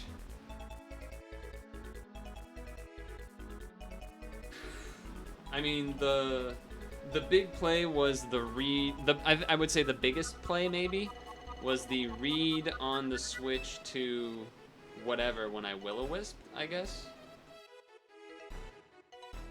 Yeah. When I brought out Arceus, used Judgment on the Ariados, it got out 1 thing of Toxic Spikes, and then I knew it was gonna... Well, I didn't know, but, like, I guessed it was going to switch, so then I did the Will-O-Wisp, and Burning Swampert was, like, everything.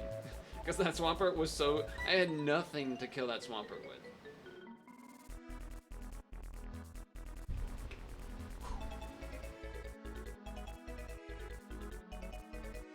Except turn 1. What was turn 1 again? Oh, yeah, when he switched to Swampert. Oh, you were trying to break the substitute thing. Yeah, yeah. The turn 1 was they started with Cast Form, I started with Lantern, and I used Discharge, and they switched to Swampert. And then immediately, once I saw the Swampert, I was like, uh-oh. My team is bad against Swampert. The Octillery could have been good, but it was the Octillery without the Energy Ball moveset, which is like, ugh, the one time. Or not the one time. Energy Ball on Octillery is decent a number of times, but this was not that one. And then I was like, okay, do some plays. He's gonna Shadow Ball the Cresselia. Now I'll switch to Zangoose, get a free Swords Dance. Okay, maybe this is how I take down the Swampert. It brings in a Volbeat, and then I get Encore. No, no, my Volbeat, no, my Swampert, no. I mean, my Zangoose, no.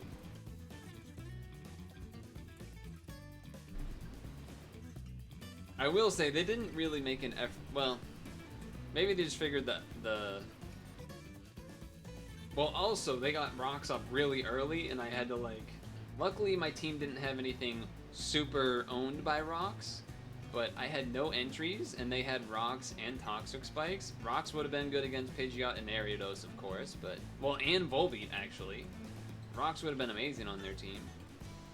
They made one really weird play, which was the...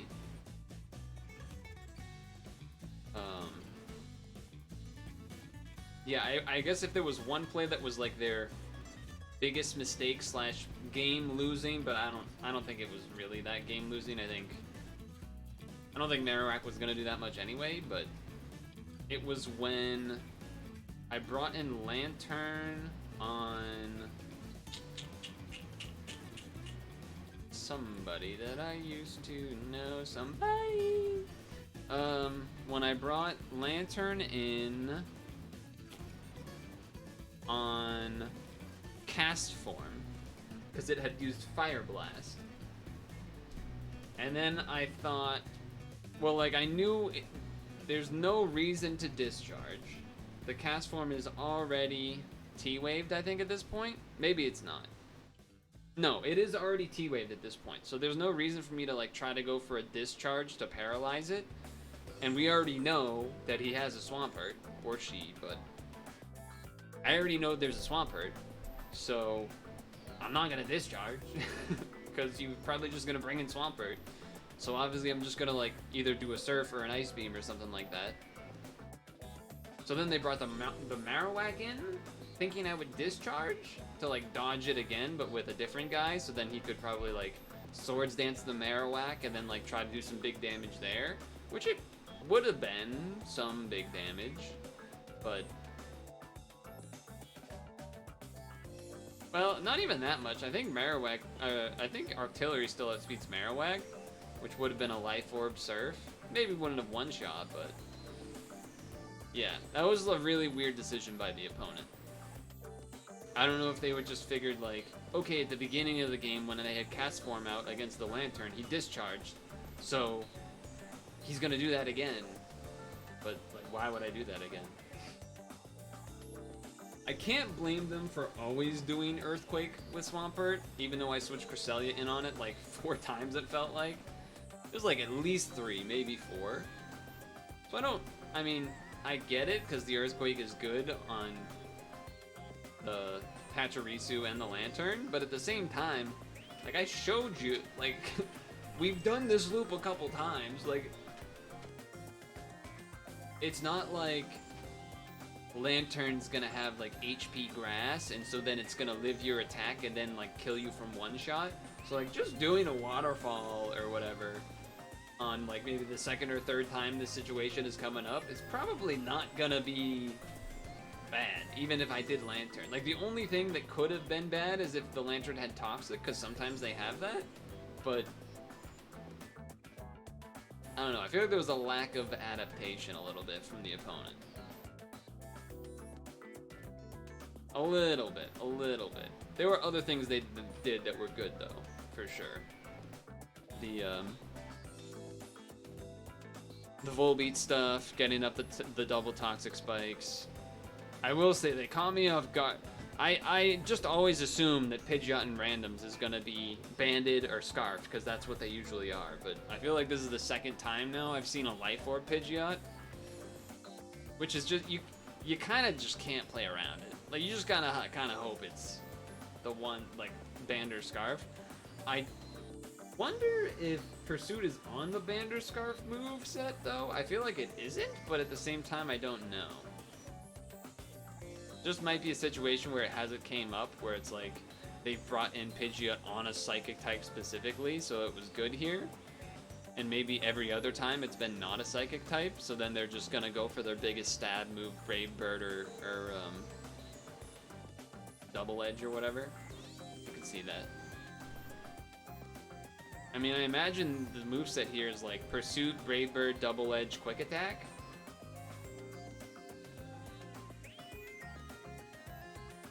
Now that I'm thinking about it, I don't even know what it normally is for the banded or scarfed one, as far as if it's Pursuit or not. Not sure.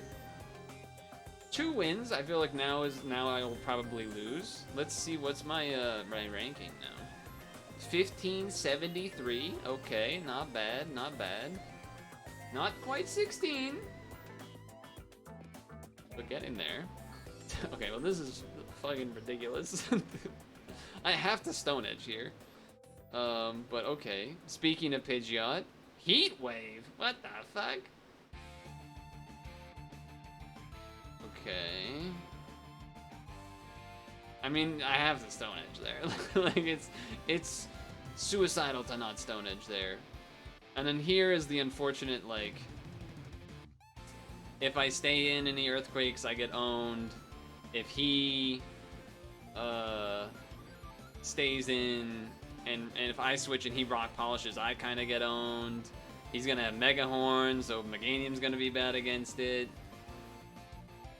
Dugong's weak to that, so it's gonna be bad against it. Fortress isn't really gonna do anything, except maybe Gyro Ball will do some damage with a rock polish. Like, it's not a good look here. This is one of those nightmare scenarios for sure. I resist. I mean, he's big defense, but I don't think he's gonna do enough, is the problem. I mean, it's probably better than having...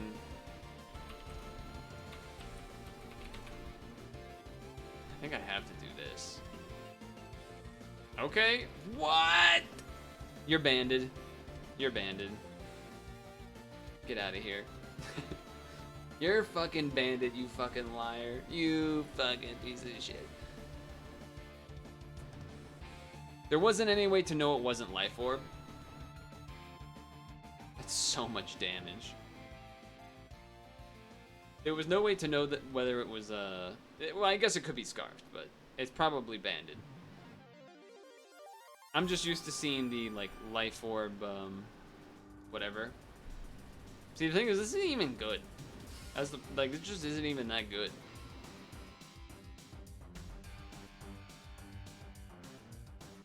It just doesn't even do any damage. Dude, you have 2 of these fucking setup guys? What the fuck? The Dugong is really good against their team.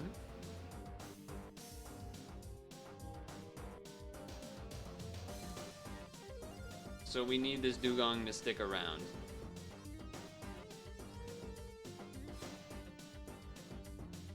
I'm okay with this, even if it takes an Ice Beam. That's not great, but I can Leech Seed it at least. Okay. Dodges the Toxic, that's fair. Unfortunately, this lead Sudowoodo isn't a fucking, whatever you call it type of Sudowoodo. It's not a, he's faster again.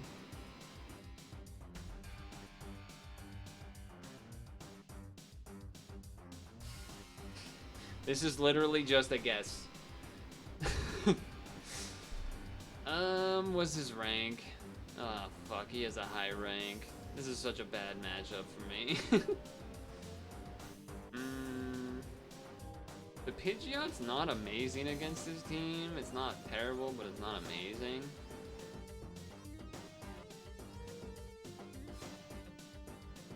Okay. I will Brave Bird.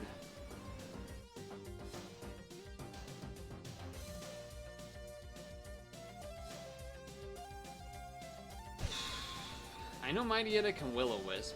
I'm trying to think what else it could do. Does it usually set up rocks or something? A nice Fortress Explosion would go hard. That would go hard. Clefable's definitely good against with the Ice Beam on these two, and then Fire Blast on that, but these two not so much. Kind of want to just go Sudowoodo. Like, I don't really care if Sudowoodo gets like hit by that, so I'll just Earthquake.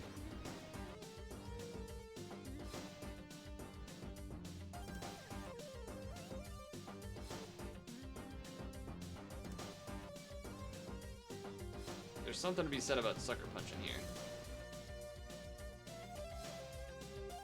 Yep. So much for that.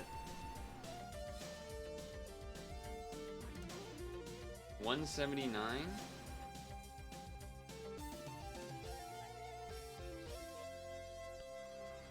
Damn, Meganium, you're fast, huh? Shit, you're pretty fast over there. You're a pretty fast guy. I think I have to play it safe and Energy Ball. Yeah.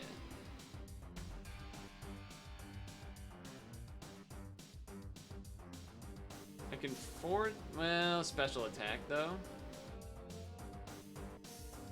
I could do this and take a Toxic. I could also go to him and take a Toxic. What did he do last time? He did a double switch.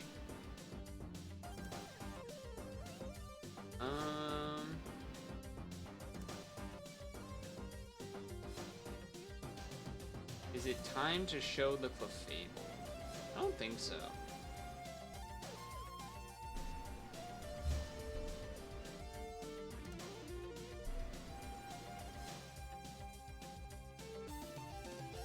This is a tough decision. I don't know what to do here. Like, I could see reasons for Fortress, I could see reasons for a bunch of things here. Don't really appreciate the special defense drop, if I'm gonna be honest. If he goes Rhyperior, it's a little awkward.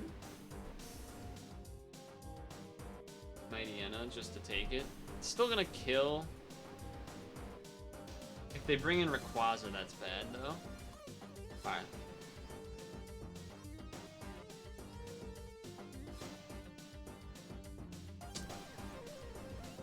They're not gonna do a read of an Earthquake, but if they do a read of... This can burn, right? If they do a read of Mega Horn on the Meganium, that's bad. But it's kind of a risk, because it may... I mean, Mega Horn on this might not even kill. Wow, really?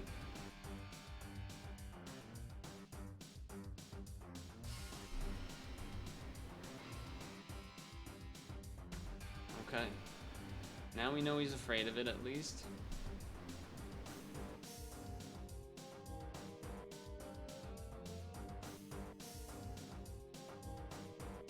Nice. Burn? Went for it.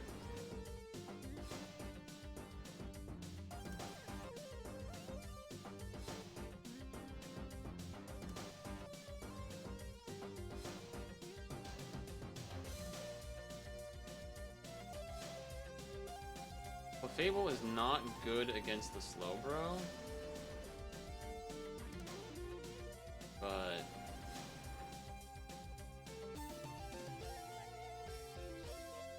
oh, I can't do math. Damn. Oh, it missed!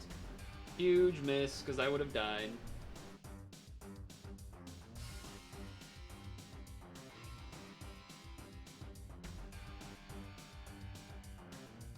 That's a huge miss. So now I read that they're gonna switch now. Yep.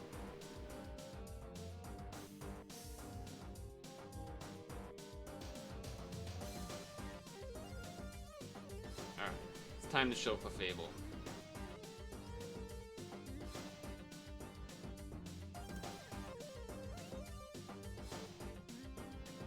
Probably Slowbro.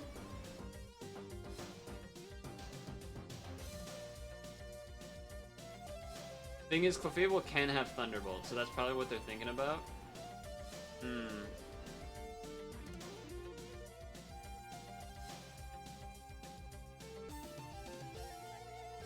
Wow. Alright.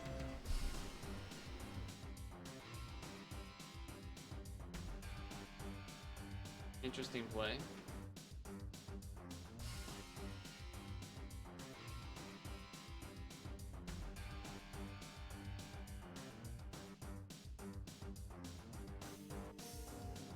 So we could do this whole, like, who gets the crit first thing? Ice Beam? No. Okay.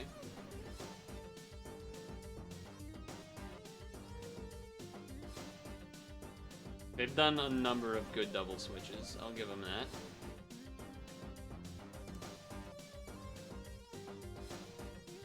Time for me to double switch. Well. It didn't work. I'm gonna blow up. Just Dogs is annoying. This Dogs is annoying as hell. I'm gonna blow up. Okay. So, the Dugong. Gong. So this is a... if they go Slowbro, Meganium's better. If they go... Direct Rayquaza, Clefable's better. If they go... Camerupt, Dugong's better. God damn it.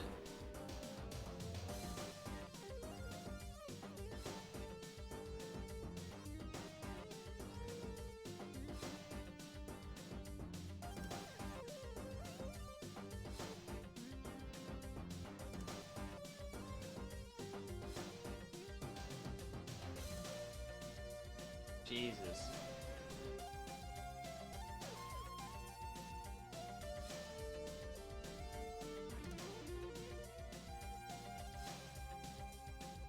Yeah, we lose from this spot. We can't really do a whole lot about it.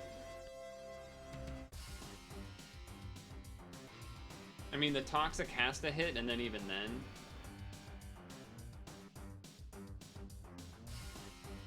he's considering the switch, maybe, here. This feels like a loss, though. We lost the, like, 33 of, who's gonna, like, what are you gonna bring in first thing. I mean, this is basically just trying to get him to switch out. All of this stuff.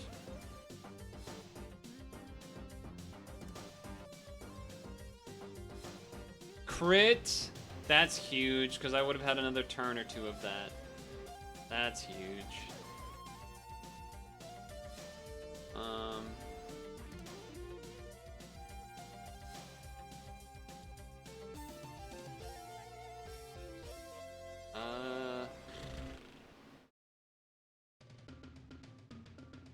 And I guess this.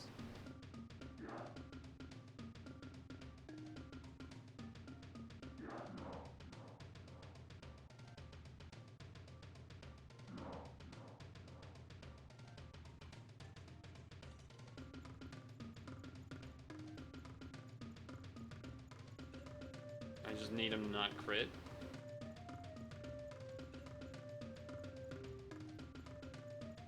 And then I have to somehow... Yeah, I just lose because I have one more turn of that. I thought the way the math worked was not how that worked, so...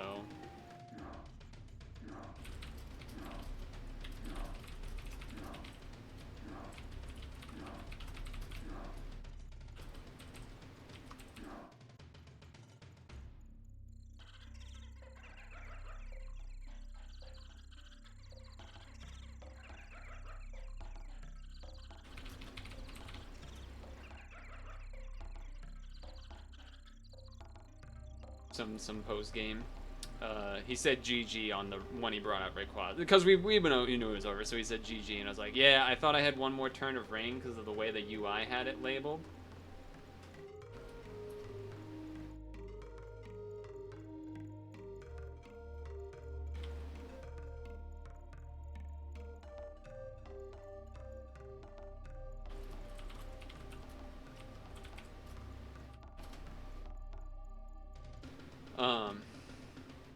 I said, thought I had one more turn of rain left because it said like one turn up here. So in my mind, that means like the dugong will. And my thought process was that the dugong was going to live or not be asleep. Like it would still be able to rest that turn and hydration, and then that way it would be awake for the Rayquaza, and then I can. Like, even if they do they wouldn't be able to Swords Dance and Outrage. They could either Outrage and then die to Ice Beam, or sorry, they could either Outrage and kill this, and then Clefable comes in and Ice Beams and kills it, and then it's camera up versus this, or it goes for a Swords Dance and then just dies, which would have been better, but they wouldn't have done that. So yeah, the UI kind of screwed me there a little bit. I probably would have... I think I still lose there anyway, to be honest. Once the Meganium got crit, I guess. It was probably even before that, to be honest. It was losing the switch out battle against the Slowbro. My guess is the Slowbro probably had Surf and then Slack Off, because it definitely didn't have Ice Beam. It would have used Ice Beam. So I guess I should have maybe realized that earlier, but there wasn't really a situation where it was like obvious. It was maybe like, oh, he wanted to switch out because I was gonna Energy Ball or whatever. Damn. They were nice though. When I said like I misunderstood the UI, I thought I had one turn of rain left. He said, yeah, or they said, yeah, I've done the same. And then I complimented. I said, good switches, because they did have a lot of really good switches. And then he said, TY had to be aggressive. I said, yeah. And then he said, GL with the rest. And I said, you too. Nice friendly opponent. Nice skilled opponent. They had a bunch. They had like 3 or 4 sort of double switches that were definitely aggressive. Definitely aggressive. Kind of unfortunate my Sudowoodo lead wasn't a Sudowoodo lead with Stealth Rock. What the heck, man? What the heck? I haven't gotten Stealth Rocks or anything, any of these random games, man. What the fuck? Would have been a great one for Stealth Rock with, well, not as much of the Rayquaza, because that only came in really the beginning and the end, but would have definitely been useful against the fucking Dustox. Would have been really fucking useful against Dustox. Same can be said for them, though, if they had it on Rhyperior or Camerupt and then get it off on my team for Dugong, Ice-type, and Pidgeot and stuff. I mean, we knew they had the Rayquaza from turn, like, 1, but... yeah.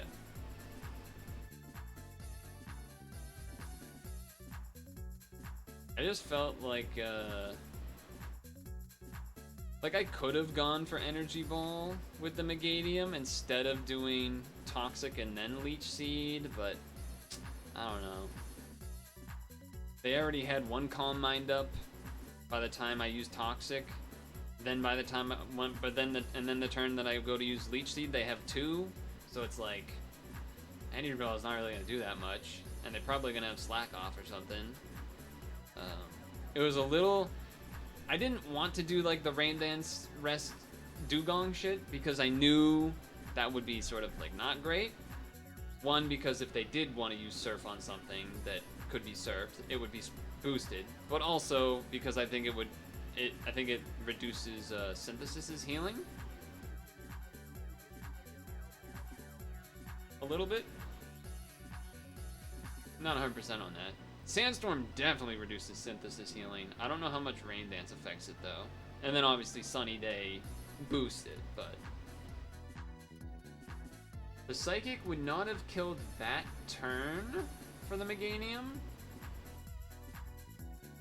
Well, actually, yeah, it was like, I think the math was that I could like kind of keep synthesizing, and then that way I would basically just do that until like they kind of both die-ish. And then that was, yeah, I guess that was the game.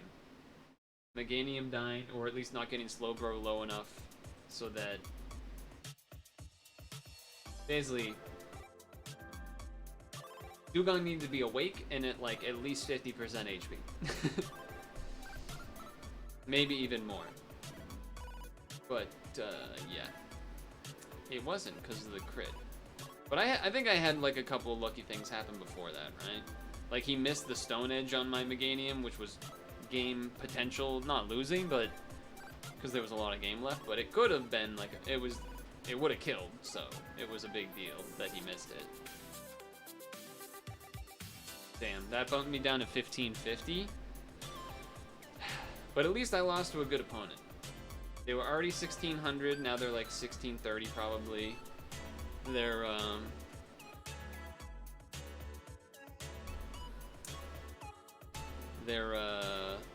They made some really good moves. That Rhyperior was really hard to deal with. I mean, it was a good game. It was a good game. What can you say? Still, and I did call it though that I was gonna lose because I had 1-2. I was like, we're probably gonna lose now, and we did. Everyone should go to sleep, but don't go to sleep and have this happen. String shot sleep? Yeah, okay. Okay, Caterpie, sure. String shot sleep. I know what it's like to be a young adult male sleeping sometimes, alright? These things happen. It's nothing to be embarrassed about. It's natural. Natural, you know, discharge. It happens sometimes. It happens sometimes at night when you're sleeping, okay? No need to be embarrassed. Anyway. Yeah, that's gonna do it. Friday stream, we will see. We finished the Uni Game Jam, so that's nice. And I have to pee really bad. I just got a pee shiver because I got to pee really bad. Yeah.